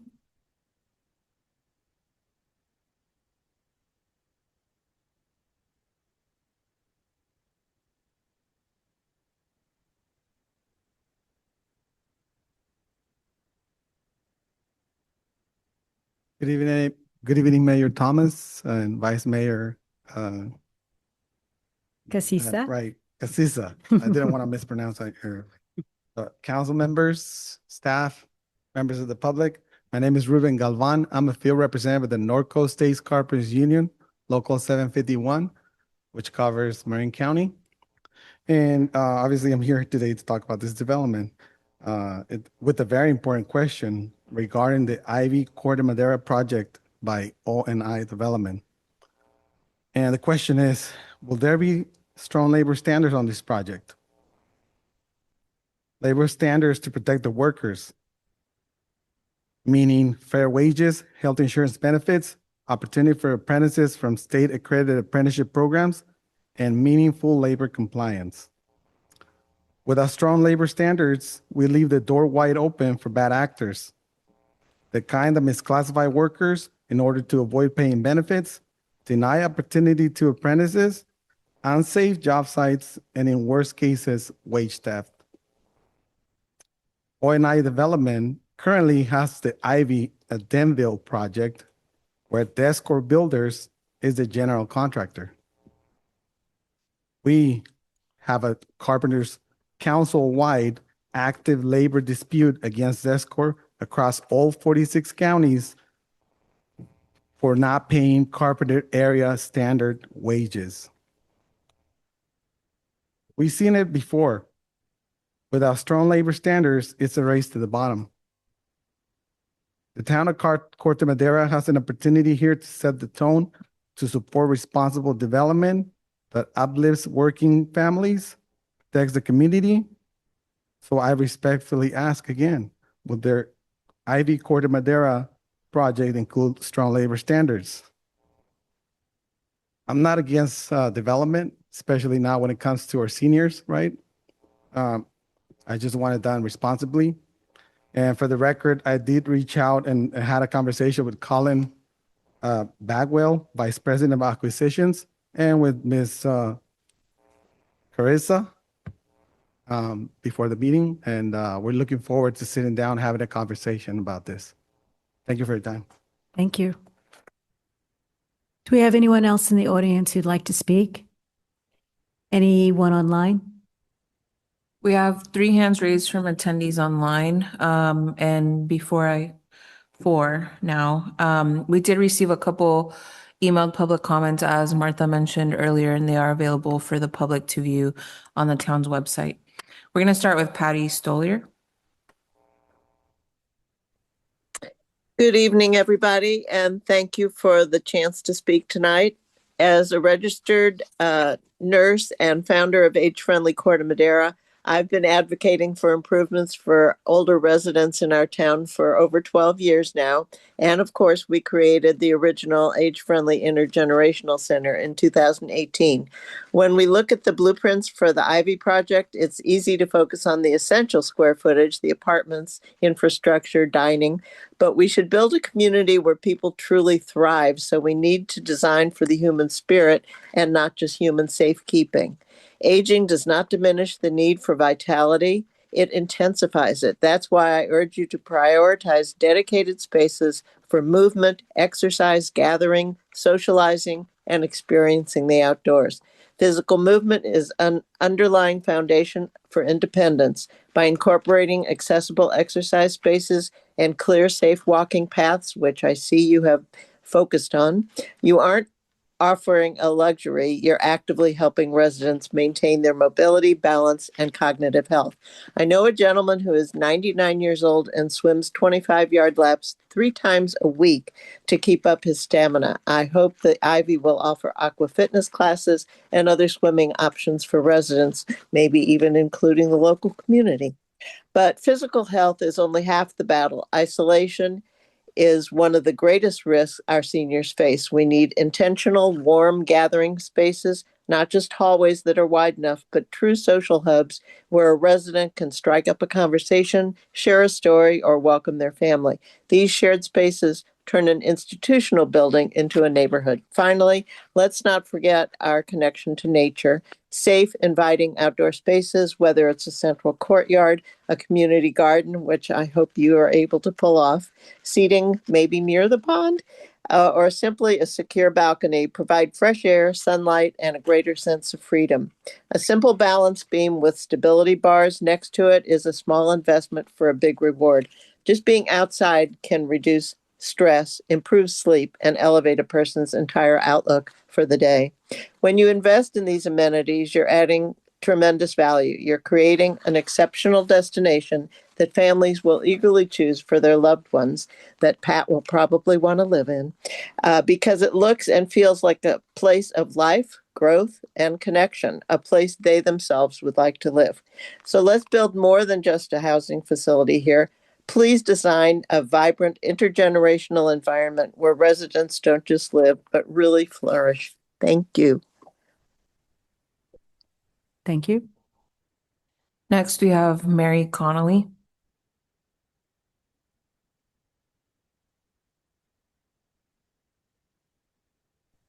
Can you hear me now? Yes, we can hear you. Okay. A couple of things. Actually, since Patty Stoller just spoke, I am 100,000% at all that she shared regarding movement, pathways, social health, and all of those amenities that would make living here very attractive. I live a half a mile from where this place is going to be built. And quite honestly, I may very well being a housemate to you, Pat Ravazio.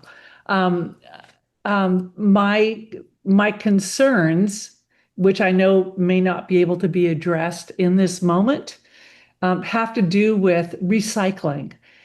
Number one, gray water recycling to keep plants and things like that alive and to be able to use that. I suggested this at another meeting years ago regarding a similar housing development, and the developer's like, well, that's too expensive. Well, actually, this is the name of the game right now. So I would encourage that developers would consider gray water recycling for water that keeps the plants and all of those wonderful things alive around the property. Second item, it is backup. Should residents require equipment like CPAPs, BiPAPs, oxygen, charging a power wheelchair?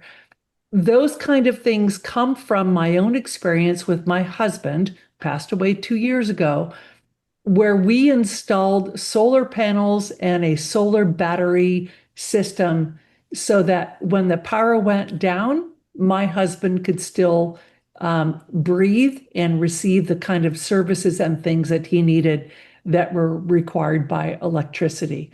So I don't know what kind of solar panels might have been planned for this. And it's probably because I haven't read the staff notes in full. But I think that that's absolutely critical for people who are relying on electricity for lights, for heat, for cooling, but also for those day-to-day things that they might need, BiPAP, CPAP, oxygen. Those are the kinds of things that come to my immediate mind, given my experience.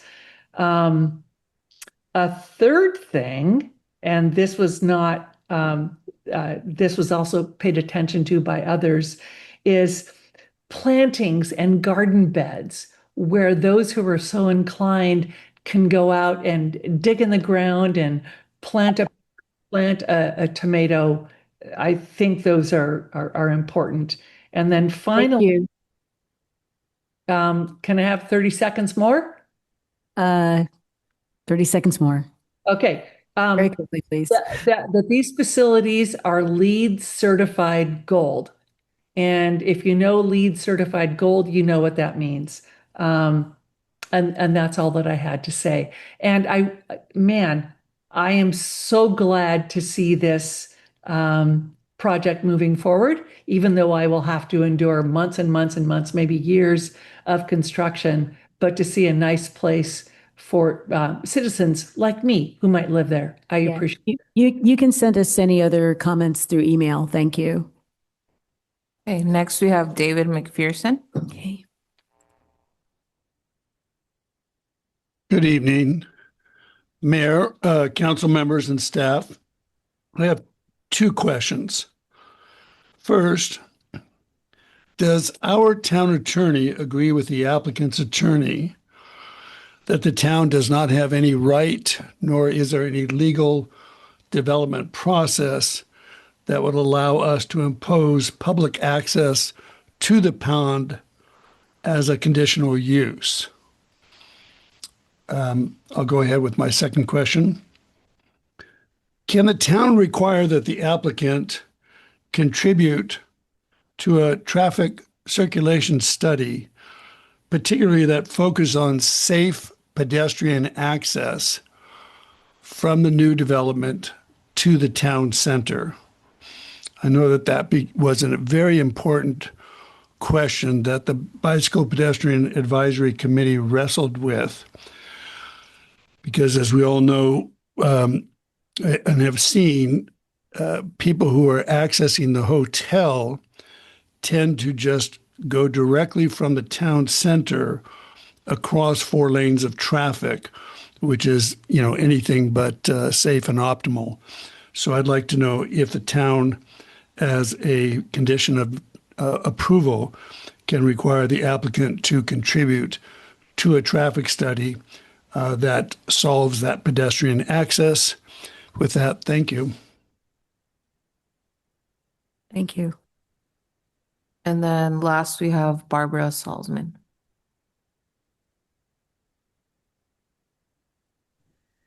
Hi, I'm Barbara Salzman, and I'm representing Marin Audubon Society. Just had a few follow-ups on our letter. Number one, there's an error, and it is the black-brown night heron is a roost, not a rookery. Rookery is where they nest.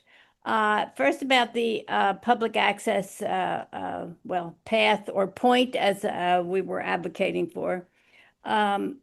We own property. And our property has many of our sites has public access.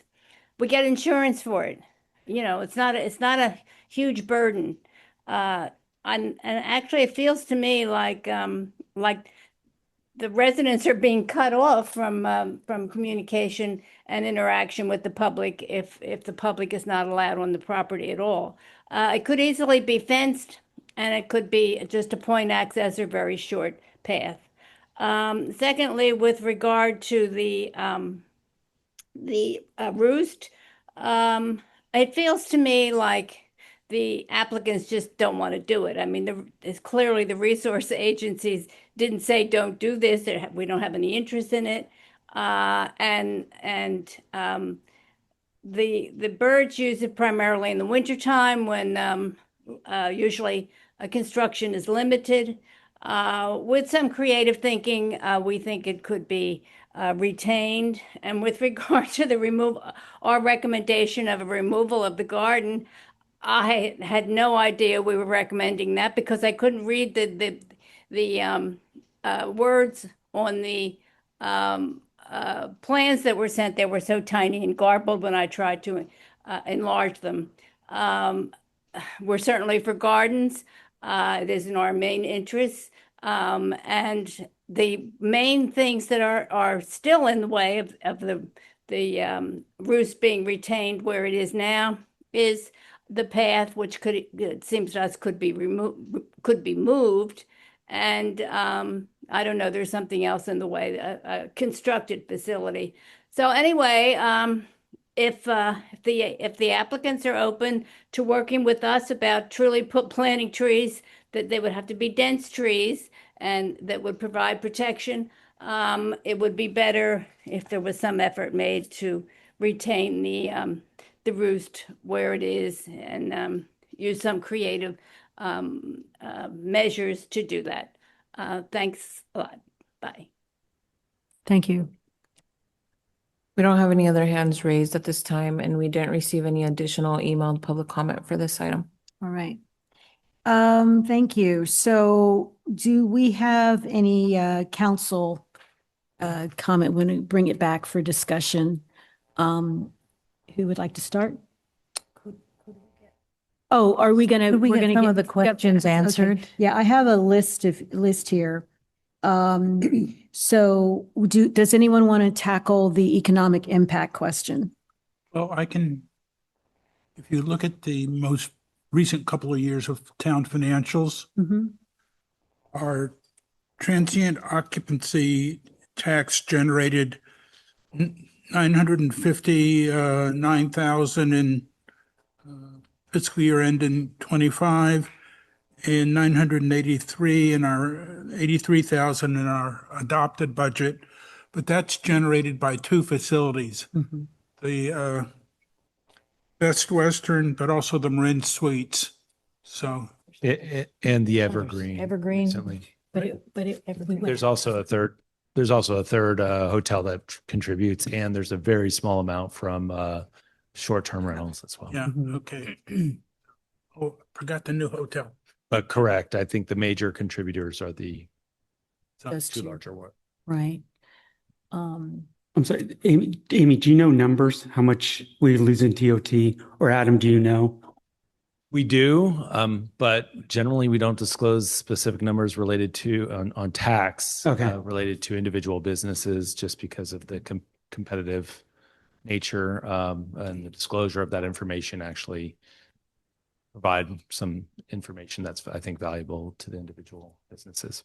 Okay, and I'm sorry, one follow-up, just comment. Theoretically, though, we lose TOT, but we should be picking up property tax, correct? That's correct. That's absolutely correct. Okay, And I so think- I'm not saying it's a dollar for dollar thing, but it's not like we're going to be out like a ton of money because we're losing the TOT because we'll make it up in property tax theoretically. I think that's correct. And I think given the age of the existing structure, you're dealing with some of the property value, which has been, I don't know specifically, but it's older than, I think locked in pursuant to Prop 13, some portions of it, if not most of it. And therefore, you're looking at a new investment that will have be assessed at the current rates for the property tax going forward. Okay, and the applicant is a for-profit, correct? That's correct. Okay, thanks. Could we have David McPherson's question answered by our attorney? And if it's not happening now, is there a way that you could take it on as a assignment from the council? Thank you, Councilmember Ravazio, and through the chair. I just concur with counsel for the applicant is that prescriptive rights, first of all, are difficult to establish, and ask for future access. I think the answer is no. This is the time now. This is on private property, but there is no provision in the code for this for making it a requirement. It's certainly a negotiable point, but I think you have a negotiation that's been completed, and this is what you have before you with a staff recommendation. Thank you. Okay, so that's that one. There was a question about a contribution to a circulation study of that area. Yeah, so for this particular project, usually the contribution comes out of an impact identified in the environmental analysis. And this particular project is not anticipated to have a significant impact related to circulation or on increase in traffic trips. So there'd be no nexus to require any contribution in that way. I will say there at the Planning Commission meeting, there was someone that expressed concern about pedestrian safety issue at the intersection of Tamo Vista and Madera. And Chris Good, our Public Works Director, was present and said that they would review that and take a look at the pedestrian safety there. Yes. Okay, thank you. Yes, I listened in on that meeting and I recall him saying that they would look at that. Crossing Brinker, gray water recycling. I don't know if that's something you all already do. Okay.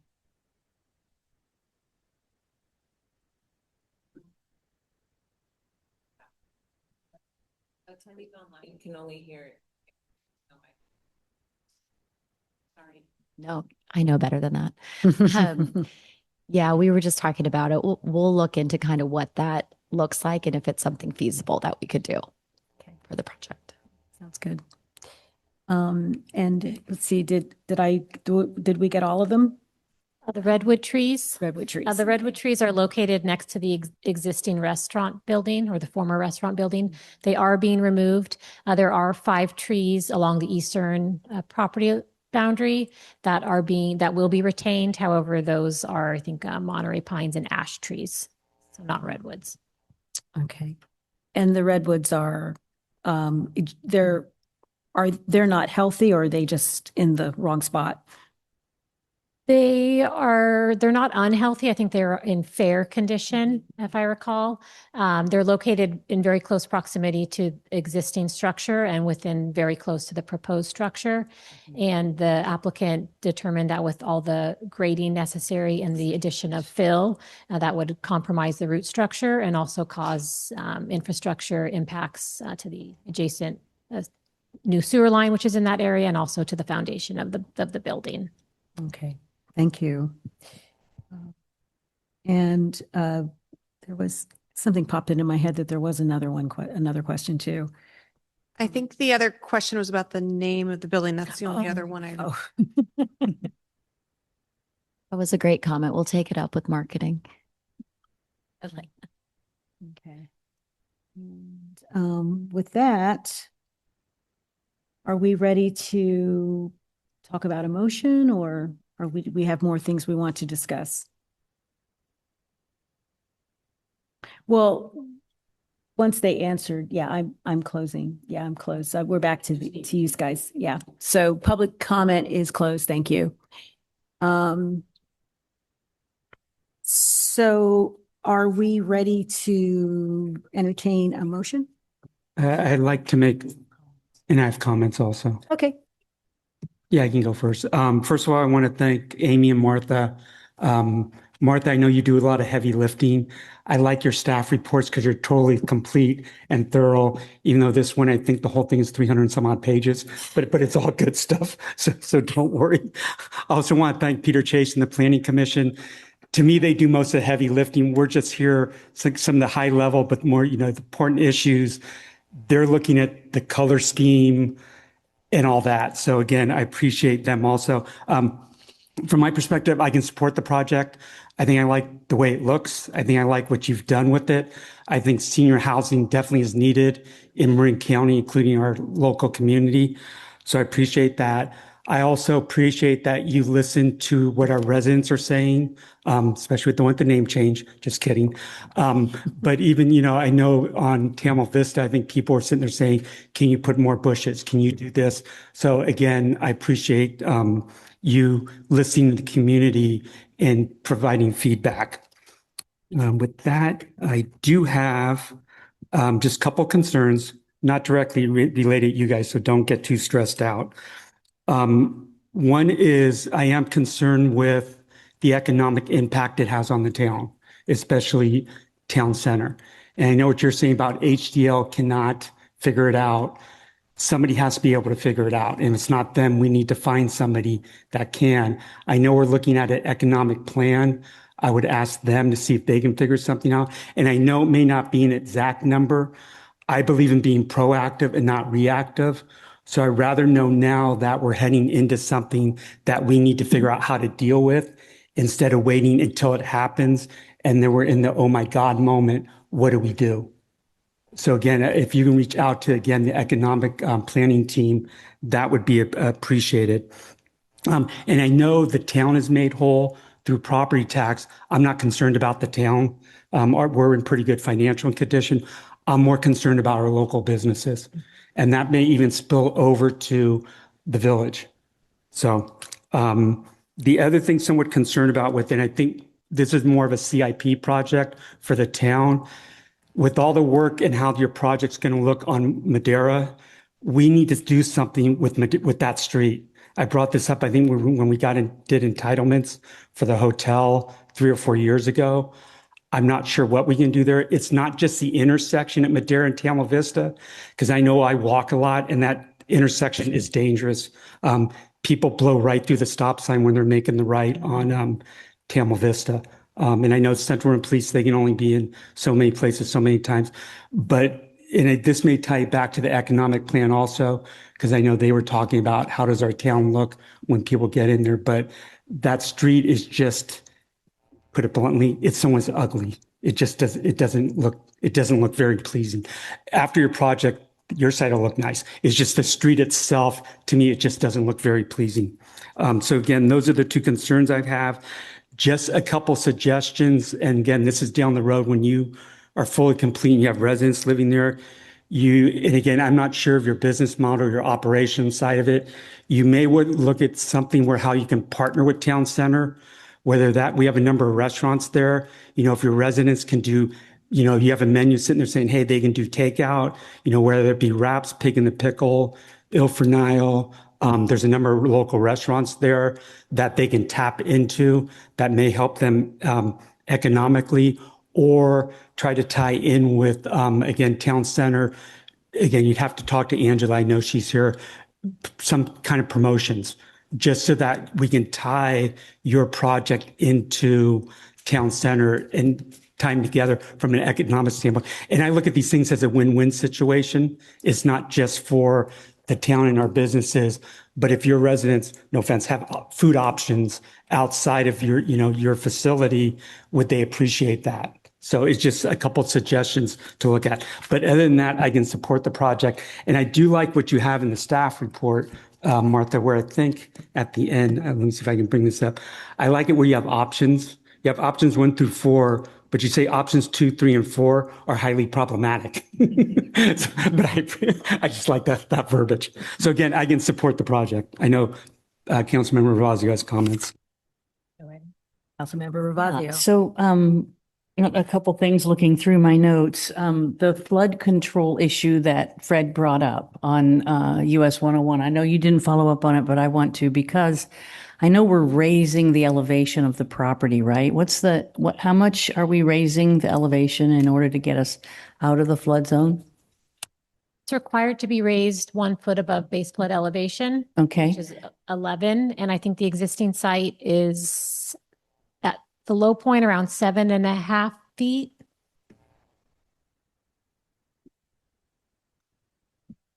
And they're adding, I think it's 7,000 cubic yards of fill, but that's obviously around the entirety of the site to raise it. So what I want some reassurance on is that moving forward, as these changes are being made, there is engineering looking at how does this affect the flooding on 101, because my instinct would tell me, oh, it's going to be worse. If you're raising up one property, that makes the water want to go everywhere but that property. So I would like to somehow make sure that the flood control issue, the wall system, whether you're going to allow it to be pervious to the flow and whether there's some kind of channel through there. I mean, there's a lot of people we could learn from on how to make sure that this is not something that's going to further exacerbate the flooding problems along that strip.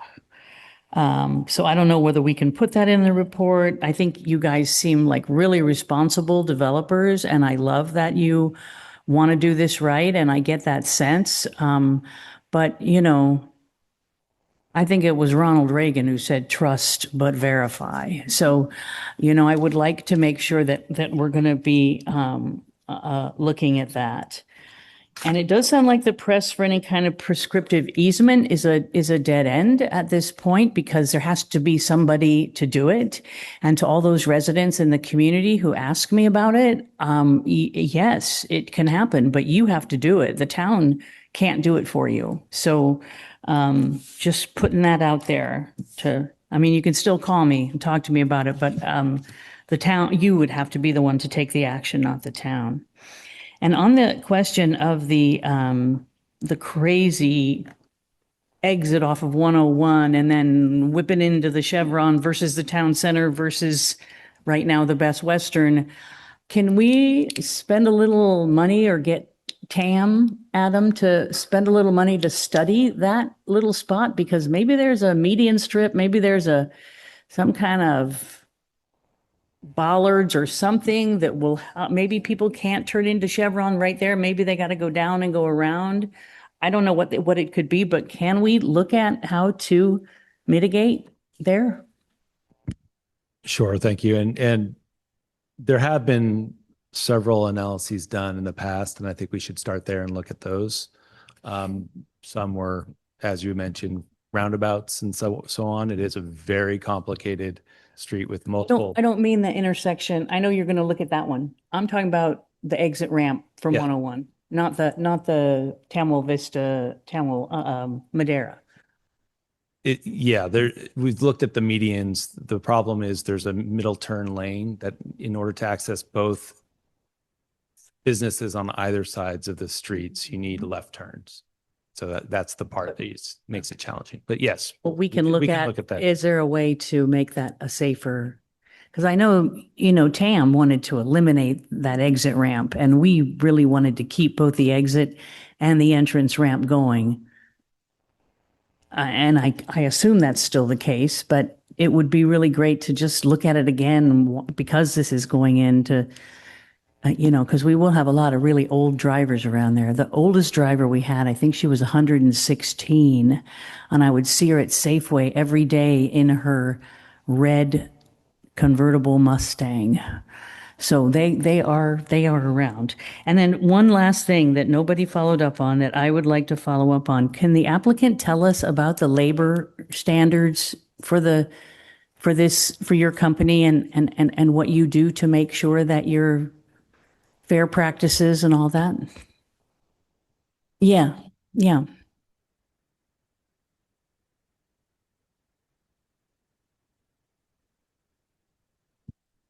Can I respond to your flood analysis comment though, real quickly too? Oh, sure. Because I was just going through a couple things. Our civil engineer will look at drainage and kind of that hydraulic study, right? Which is comparing the existing to the proposed and how is that stormwater being retained? What is a 10-year flood or 25? So I think all of that, you'll get to a comfortable spot, I think, during permitting too, when we go through that. So thank you. And then, yes, so our general contractors we have a bid process that we do. And together with our partner, Welltower, we go out to 3 reputable general contractors. It's an open bid process. They'll know about it as well. So there's several things we go through, insurance requirements, wages. It's a bunch of, this is not what I do, my part, but we have another partner that works on this process with us. So we go through a pretty extensive bidding process before we select. That considers these factors. Correct. And and I can assure you, it's not necessarily ever the low bidder. Okay. So yes. As we're required to always accept the low bidder. Exactly. Thank you. All right. Thank you. Thanks very much for that. Are you? And with that, I'm okay. Sure. Go ahead.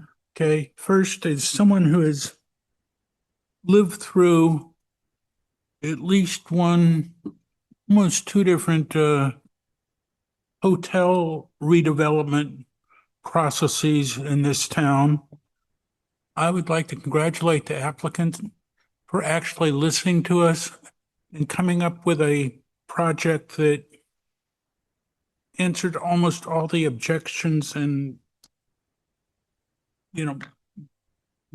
basically all the reasons not to do it have pretty much been eliminated in your project thing. Other than that, I'm willing to make move a motion. Okay, but before you do that, I wanted to make a comment. Okay, so it's interesting that you mentioned the other the hotel proposals that didn't make it. I think the last one was just died because of COVID-19, and I wish that it was a hotel that we were approving, because for a lot of different reasons, I'm very, very concerned as we are in this very uncertain time of federal funding that our local funding is absolutely, we need to grab every piece of it. So, but with that, yes, you have, answered diligently and thoroughly a lot of the questions that people have, and you've shown a willingness to be cooperative regarding the things that our community has, members have asked you about. I do want to circle back to that, one more thing about the working conditions, since I hadn't forgotten, it was on my list for comments. I understand that one of the questions was about general contractors versus specialty contracting. And so I think that was more to the point, and I'm not going to, put you on the spot at this point, but I do think it's really important to recognize that expertise. And I understand that you are trying to build this as economically as possible, but I would be, it's very important to support the trades. And I hope that you'll be doing that as much as you possibly can. So with that, I will take motions. I'd like to move resolution number 30-2006 I'll second. or 2026. Councilmember Andrews, Yes. Councilmember Ravazio, Yes. Vice Mayor Casissa. Yes. Mayor Thomas. Yes. Thank you. The motion carries. Right. Thank you.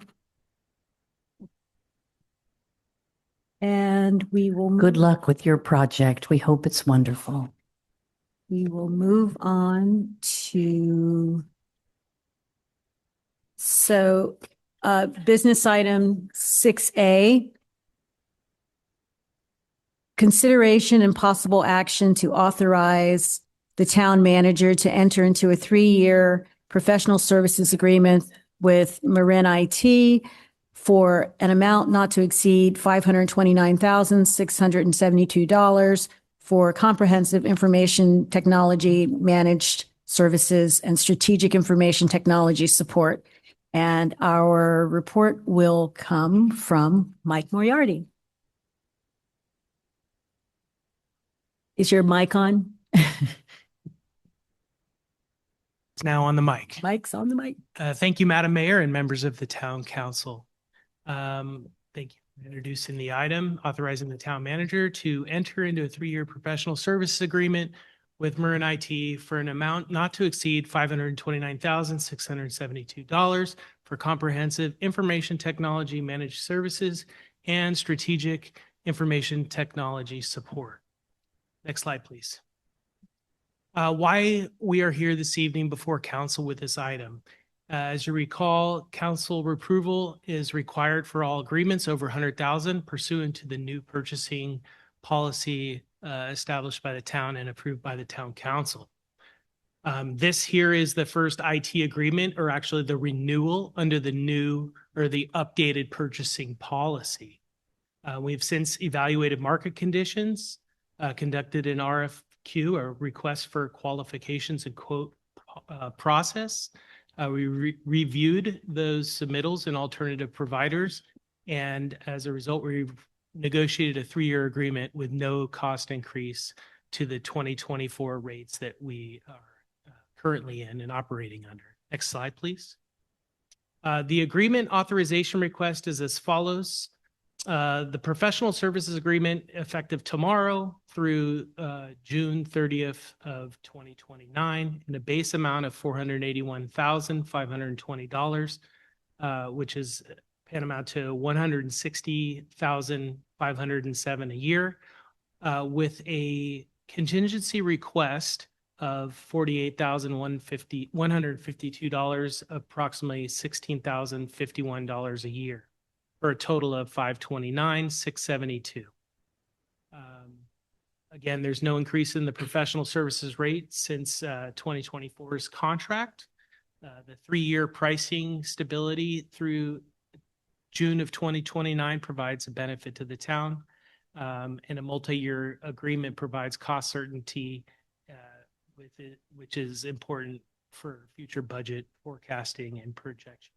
Next slide, please.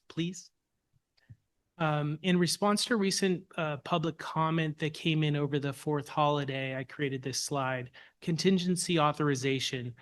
Why is it in this staff report?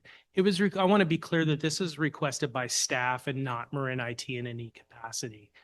It supports any unforeseen technology needs that may arise beyond the contracted amount. And if you recall with my staff report, the contract calls for 3 days in-house support per week. And as we all know, IT and management and support is so important. And when we need our phones to work, or we need our computers to work, we need them to work, and we need them to work right now.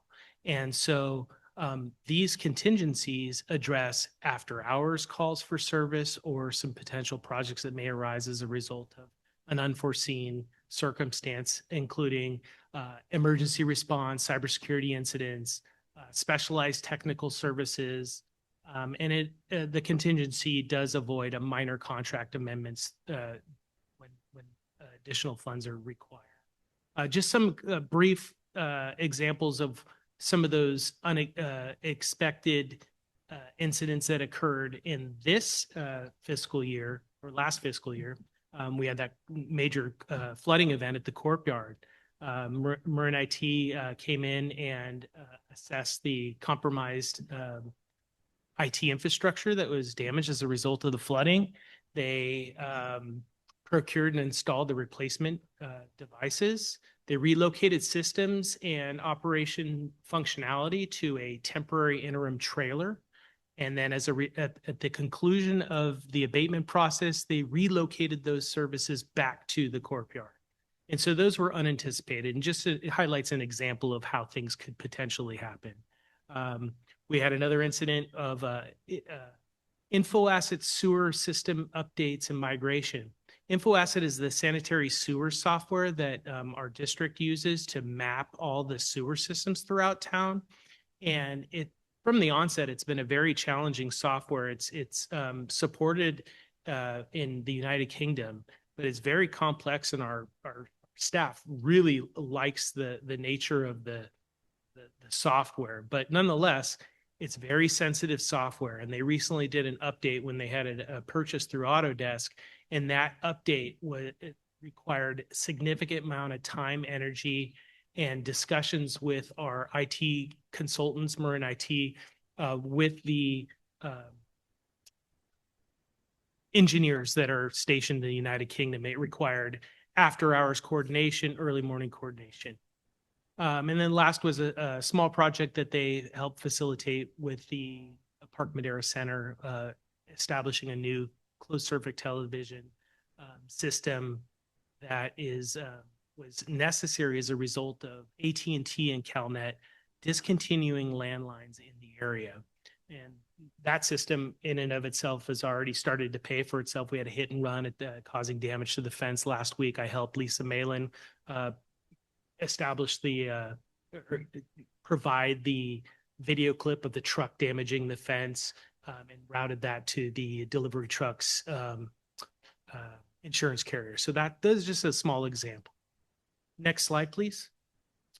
RFQ process and findings. Well, we posted the RFQ on the website for just under 2 weeks. I distributed I reached out with a cover letter to approximately 12 different IT consulting firms that operate in the Bay Area and beyond. We received in response to that 5 proposals, including one from Marin IT.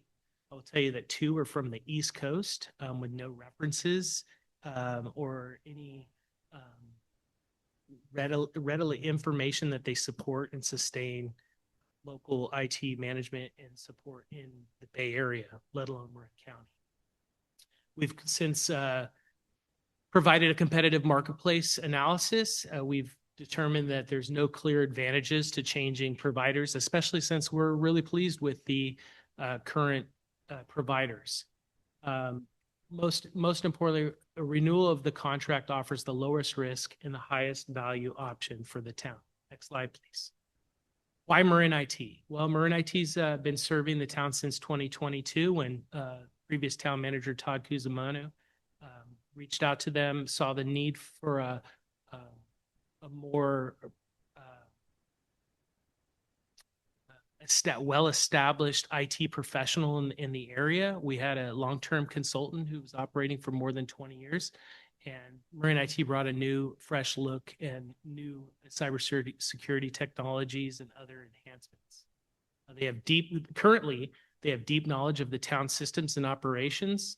They support numerous Marin public agencies, as indicated in the staff report I provided. They work regularly with the Bay Cities Joint Powers Insurance Agency, which is the risk pool for the town and many other municipalities. They have strong cybersecurity capabilities. Next slide, please. Major projects and accomplished since 2022, migration to the cortemadera.gov domain, info asset upgrade, migration implementation, the enhancements I already mentioned at the Park Madera Center.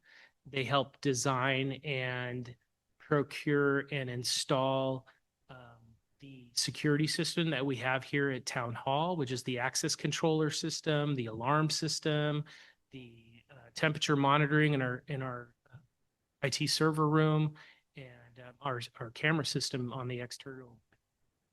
They supported all our operations at the interim town hall facility at 240 Tamil Vista, and they were instrumental in the actual move to the current town hall facilities. Let's see, over the last contract year, they've created a business continuity plan, a disaster recovery plan, and an incident response plan as directed and requested by the risk pool. Every year, the risk pool does an audit of how we operate. I'm pleased to say we achieved high marks, but every year they continue to ask for more and more. Cybersecurity is a serious issue, but Marin IT has really stepped up, and they provided these reports that are available for your review at any request. They're in our town's info hub for review. One of the next items they're working on for us is an actual real-time tabletop discussion with a cybersecurity breach or something. They're going to come up with it, but we're going to do a real simulation of some kind of breach. As you know, like Oakland had that massive interruption a few years ago. We want to make sure we're prepared and that we don't see any disruptions. Next slide, please. Cybersecurity enhancements, I mentioned security monitoring and threat response, disaster recovery planning, business continuity planning, risk management support, and they assisted with our grand jury cybersecurity preparedness response. So why continuity matters? Well, they have the institutional knowledge here in our organization. They procured, they purchased, they installed our current server system. Our consultants who are here this evening, and they're going to be able to be present for any questions you may have. I mean, they've been in the wall jacks, and they know the nicks and crannies of this building and beyond. They have established vendor relationships. They have ongoing project continuity for ongoing projects on the horizon, reduced transition and cybersecurity risk, minimize, but ultimately minimizing operational disruption. That's the paramount. Next slide, please. And just in closing, this is before you today for option one to, as recommended by staff, approve the agreement and the contingency. Option two, approve with modifications. And option three, take no action. And with that, I'll open this up for questions, but I would like to if I can just introduce Tim Bush. He is the account executive. Tim, if you can just stand up real quick.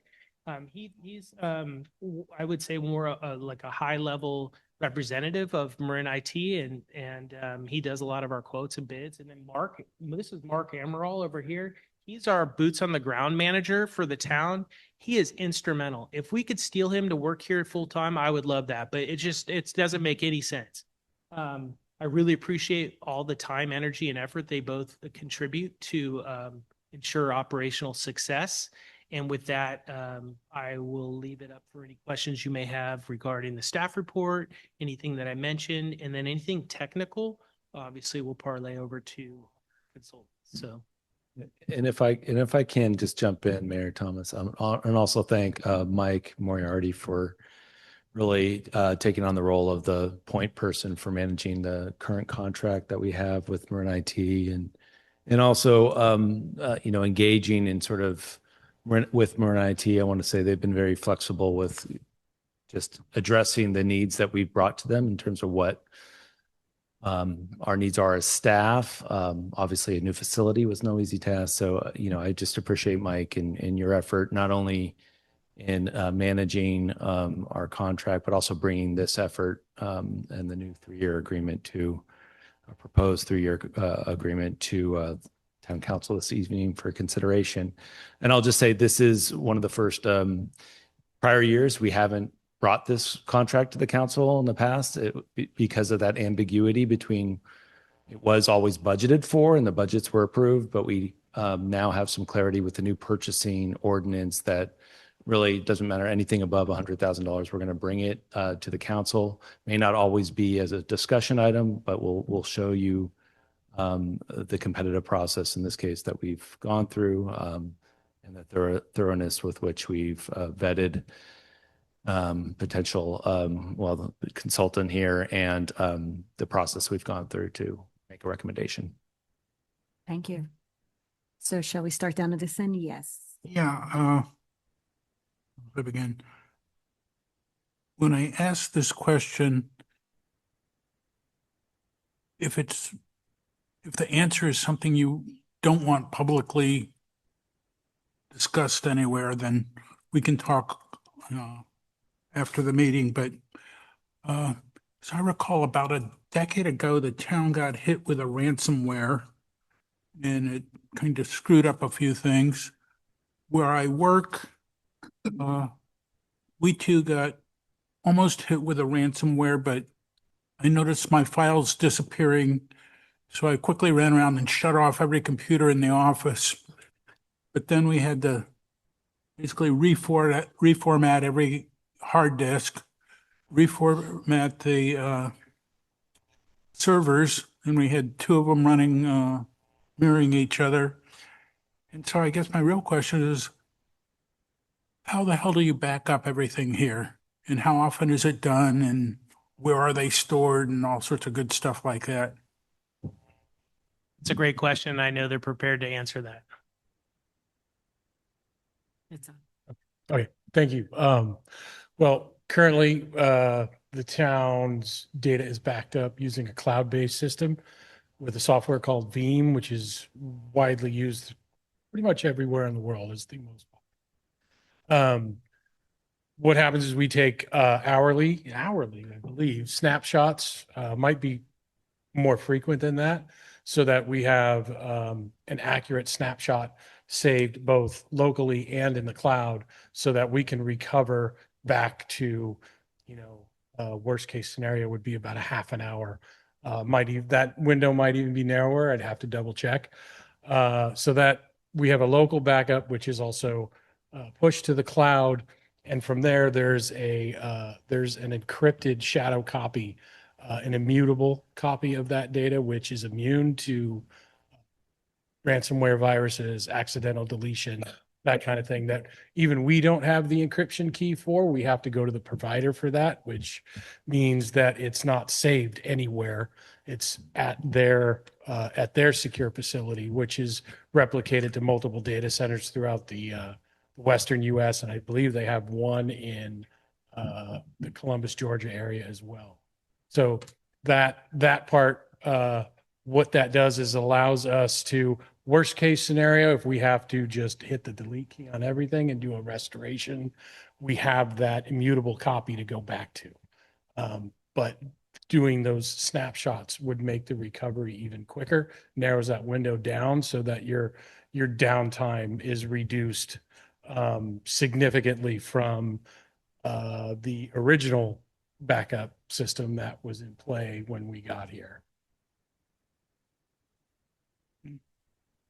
The other question is if somebody comes into their office in the morning and discovers that their computer is dead, do you have an inventory of sort of backup temporary machines that you can bring in and get them up and running while the town orders a permanent replacement, or how do you handle that? We usually try and keep some computers in stock and fairly ready to go. Of course, we have to customize them for that individual user. We try and make sure that we replace the computers in a timely manner, and that reduces that.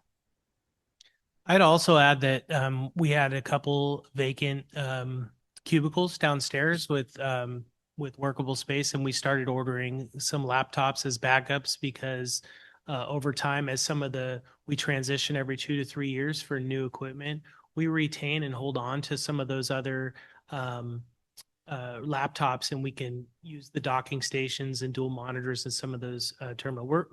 We're pretty stacked though with staff and consultants. So upstairs, every cubicle and workstation's full. But every week it's a new request. Hey, we have a temporary consultant starting on Monday, and Mark and I work to see, hey, what do we have? What can we implement? And when we need new equipment, we order them. They're between $3,000 and $4,000 for a fully functional laptop that'll plug into the docking stations. But we try to anticipate in advance of what our needs are. But typically, it's one of these we're shaking and a moving. You know, if something happens, it's first thing in the morning. I'm here at 6 a.m. I'm the first one to know it. I'm on the phone with Mark before he's even out of bed, and he's on his way here. So that's why I praise them as highly as I do. For someone who's not as embedded in our workforce, they're very responsive, and I do appreciate that. I'd like to add one other thing. We do try and keep computers in stock in that when something's taken out of service, like if Mike was to get a new computer and we took his out of service, we don't immediately e-waste it. If it's a viable piece of equipment, but not really up to standards, we'll go ahead and reload everything on it so that it's ready to go for a temporary person or something of that nature. Good. One last question is, I know depending on which department you're in within the town, there's certain specialized software, which I assume the town buys and uses, but there's some sort of common software products like Word, Excel, Adobe. Do you guys order that on a big license and then just install it around, or does town have to keep track of, you know, couple of dozens individual licenses for Adobe and so on? No, we have. Go ahead. Sorry. We do have access to the Adobe account. Bluebeam's another big application that's used in building department especially. It's an expensive program, but it does what they need. So we try and monitor the licensing for all of the software, the Word, Excel, and those are through 365. And again, we try and keep an eye on that and make sure we don't have licenses that go unused, because that's a huge waste.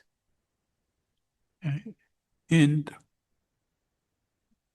do you have any way or of tracking whether people are installing software on their machines that are not sort of like, you know? Yes, the users do not have access to install programs on their system. Okay, so no administrative rights. No.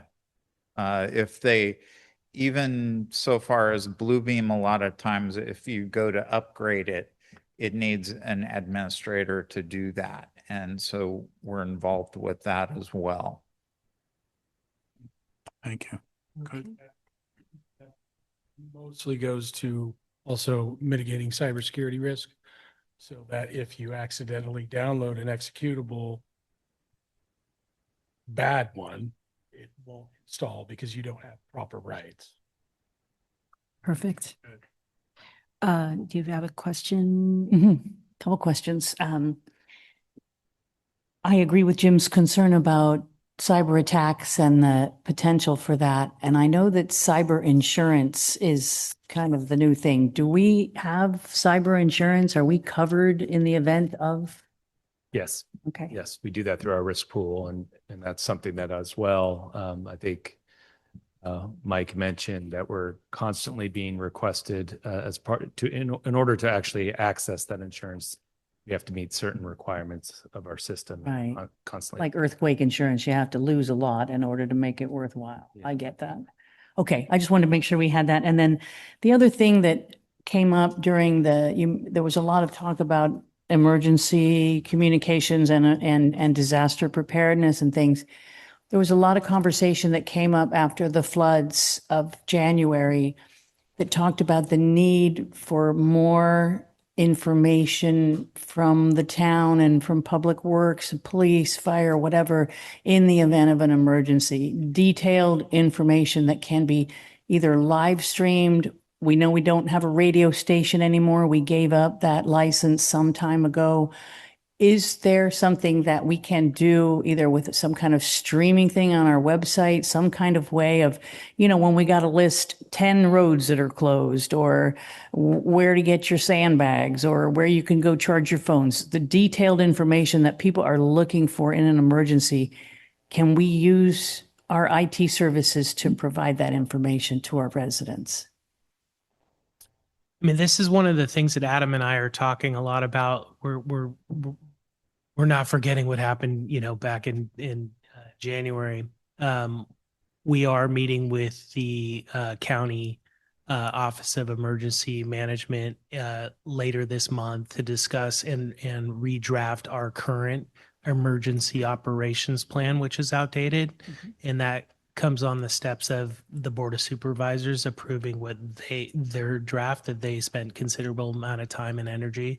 But just to directly answer your question, we haven't quite gotten to that discussion point, only because we have the resources, right? We have the infrastructure, but we're relying on county systems that are already in place, the Alert Marin, the Nixle, and our current police department, who issues those Nixle alerts and who are boots on the ground.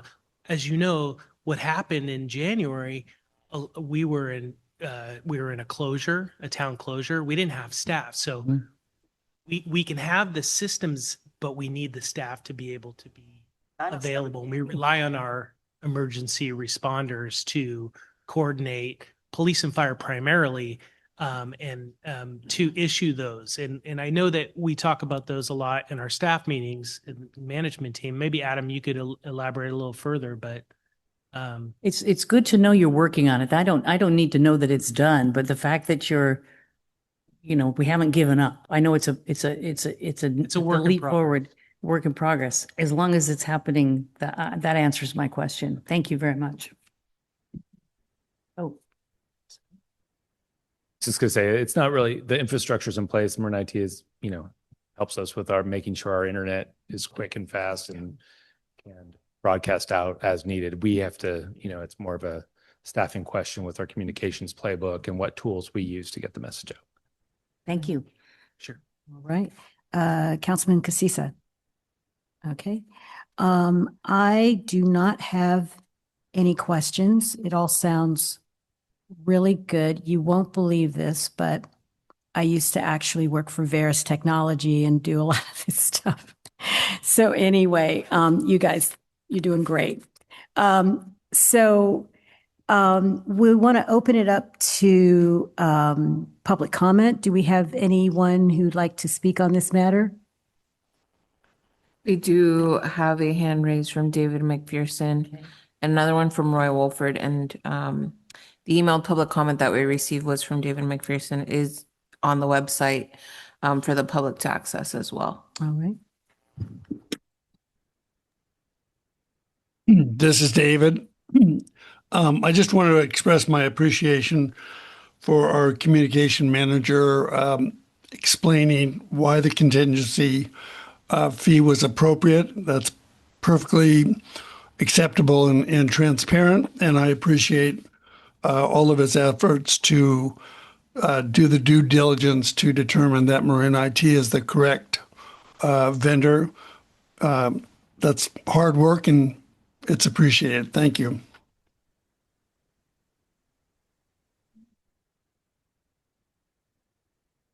And Roy Wolford. Good evening, council members.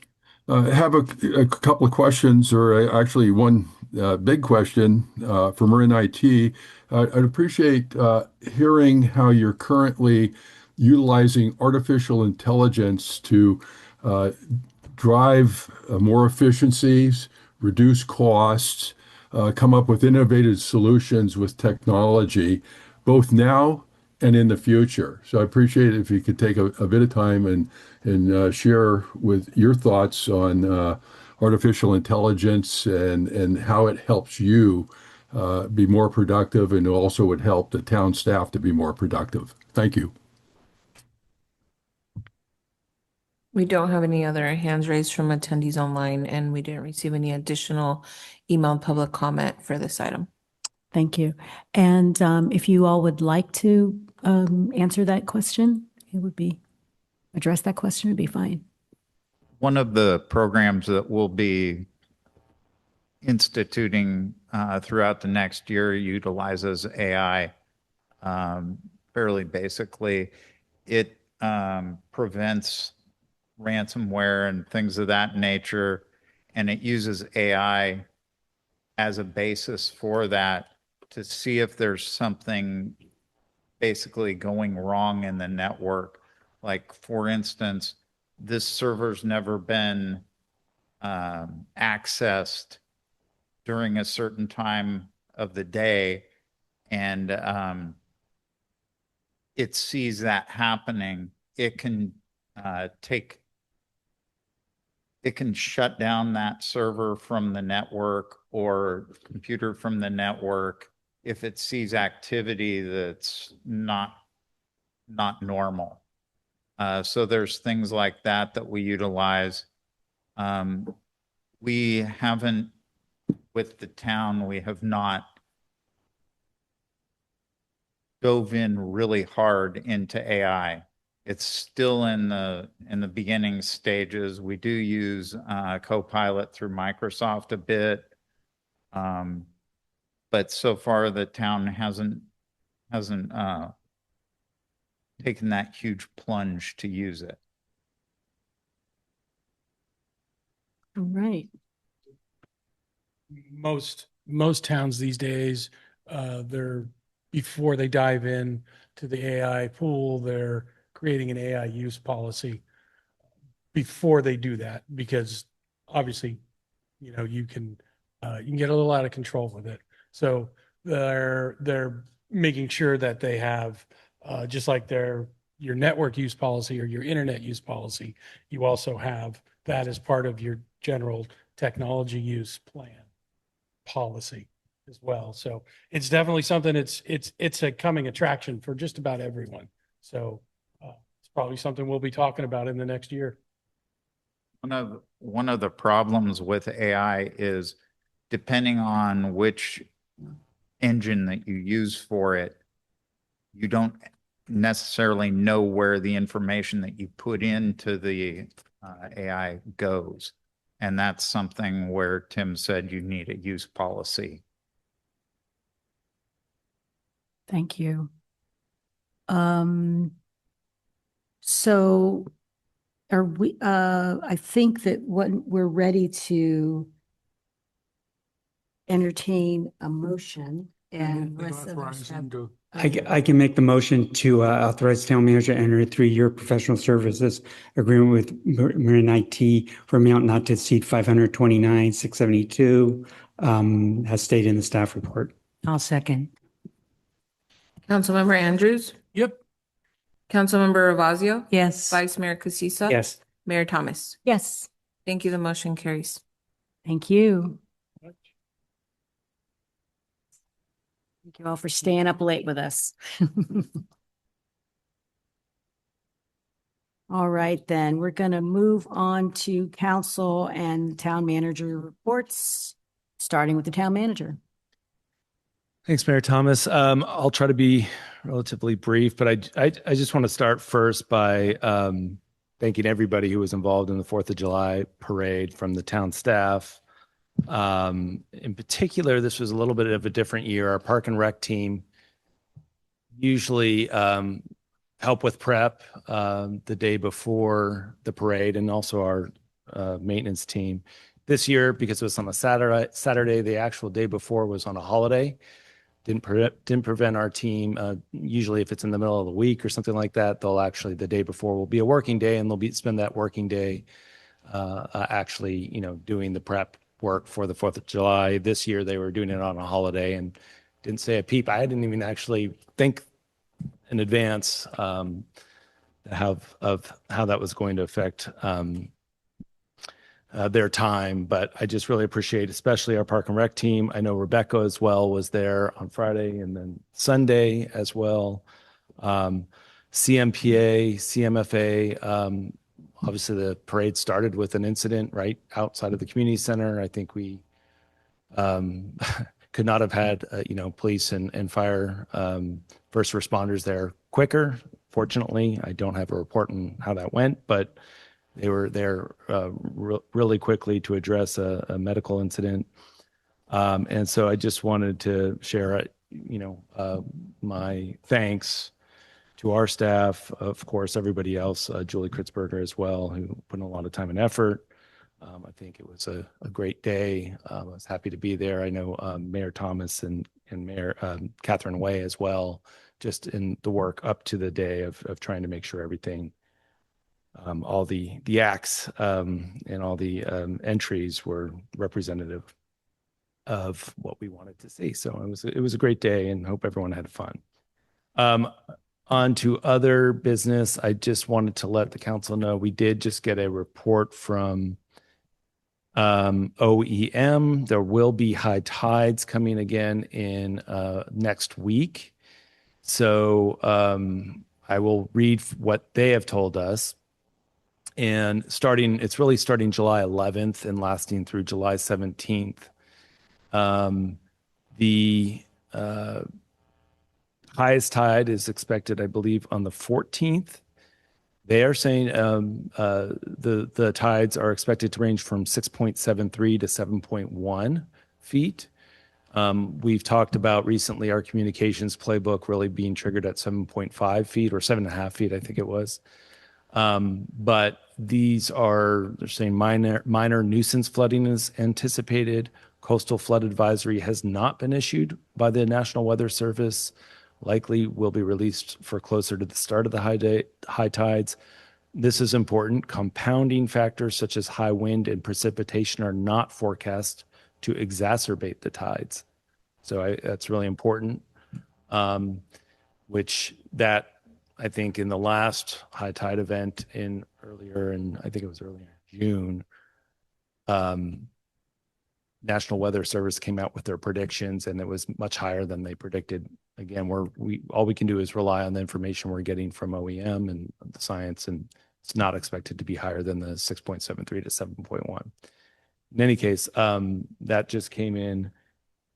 And those are my reports for now. I will say related to flooding, and I mentioned this in an email, but we did get notification that we received a grant from the Marin Community Foundation in the amount of $125,000, which was great to see. That will help support our preliminary engineering work and data collection and some of the earlier works and the real near-term mitigation measures we're trying to implement with respect to high tides and flooding that we know we'll see again shortly. So want to thank the Community Foundation for recognizing the need and the work that we've already been doing on this issue. That's all I have to report. Can I just make one quick comment? I have one suggestion. I just thought of it while you were talking. I know the playbook for flooding, it pegs, I think 7.5 feet, you said. You may want to tear it off and look at kind of like part 1 is 7 feet and above. This is what the town does. But if it's something, and I'm making this up, you'd have to figure, if it's something like 6.8 to 7.5 in that range, you do something. It may not be to the degree 7.5 over, but it tears it off. So the higher you go, the more the town is doing. But it's not like we're not doing anything until it hits that and tear it off. And I should have mentioned, but we certainly will be communicating out the high tide event as we normally do in terms of be prepared and putting out the information that we're getting from OEM and blasting that out on our social media. So it's not like we're not doing any communications. All right. Councilmember Andrews. Trying to think what I did. Other than the 4th of July parade, I can't think of anything significant I did. You significantly handed out candy. Oh, that Very, very. No, I didn't. They told us we aren't supposed to pass out candy. It was my doppelganger that did it. Well, he was really jolly. I have to say, your doppelganger rocks. Councilmember Ravazio. Okay, couple things. I'll go through this really quickly. On the Menke Park project, which is looking really lovely, I think. I have received, though, a few phone calls and emails regarding the loss of shade. Serving on the Menke Park Subcommittee, I do recall that more trees ended up being removed from the original plan, removed than we had originally planned. And early on at Menke Park, the town made a commitment to the community that they would protect the shade. So I am wondering if town staff could please look into whether or not we could add a tree or two. I thought there was one other tree that I thought was going to go in that didn't go in, but wondering if we can just look at whether or not we can add another shade tree or two there. Town Park Plaza Furniture, been working with Rebecca and Rosalind Brandt on that. And I want you to know we are shopping for a really special community table. The minute I tell people we're going to build a community table, people say, oh, well, that sounds really special. We better do something special. And I think Jim brought up the idea of using epay, which is the wood that will last outdoors for 60 to 75 years. And there's also been a recommendation that we put a marine finish on it to make it more sanitary for serving food, that it doesn't have, the open grain that would allow whatever bacteria to grow. But if we do that, that would require some kind of annual maintenance. And we would either need to talk to the foundation about taking that on or agree to do that ourselves. So I'm not quite sure how to handle that. We have had the money allocated for this basically, but we'll just put it to Rebecca and she'll figure it out. Right, Rebecca? And if anybody has any thoughts on that, either online or on the council, would love to hear if you have, concerns about the furniture and so forth. And the third one is the Open Space Committee. I have heard from volunteers in town who want to be part of it, and they're people outside the jurisdiction, people like Frank Eggers and Jonathan Braun from San Anselmo who have their Fairfax has an open space committee, and they're very happy to come in and help with that. So I'd like to hear back from the town manager at some point, no rush, how we can best go about bringing this idea to the council or doing whatever we need to do to look into whether Corte Madera wants to do that. And finally, because of all the questions I got on the 4th, I'd like to briefly address the action the council recently initiated against me. I strongly disagree with the allegations, and I welcome an independent review of the facts. I am confident that once those facts are fully examined, I will be exonerated. Serving on this council is a volunteer commitment and a sizable one. We should be encouraging people to step forward and serve our community, not discouraging public service through closed session actions that raise some serious legal and procedural questions. I do believe that when all the facts are known, the public will not only understand and appreciate my actions, but will have the opportunity to examine whether the town's handling of this matter complied with the laws. And with that, I hope I've tried to apologize to Eli for the inadvertent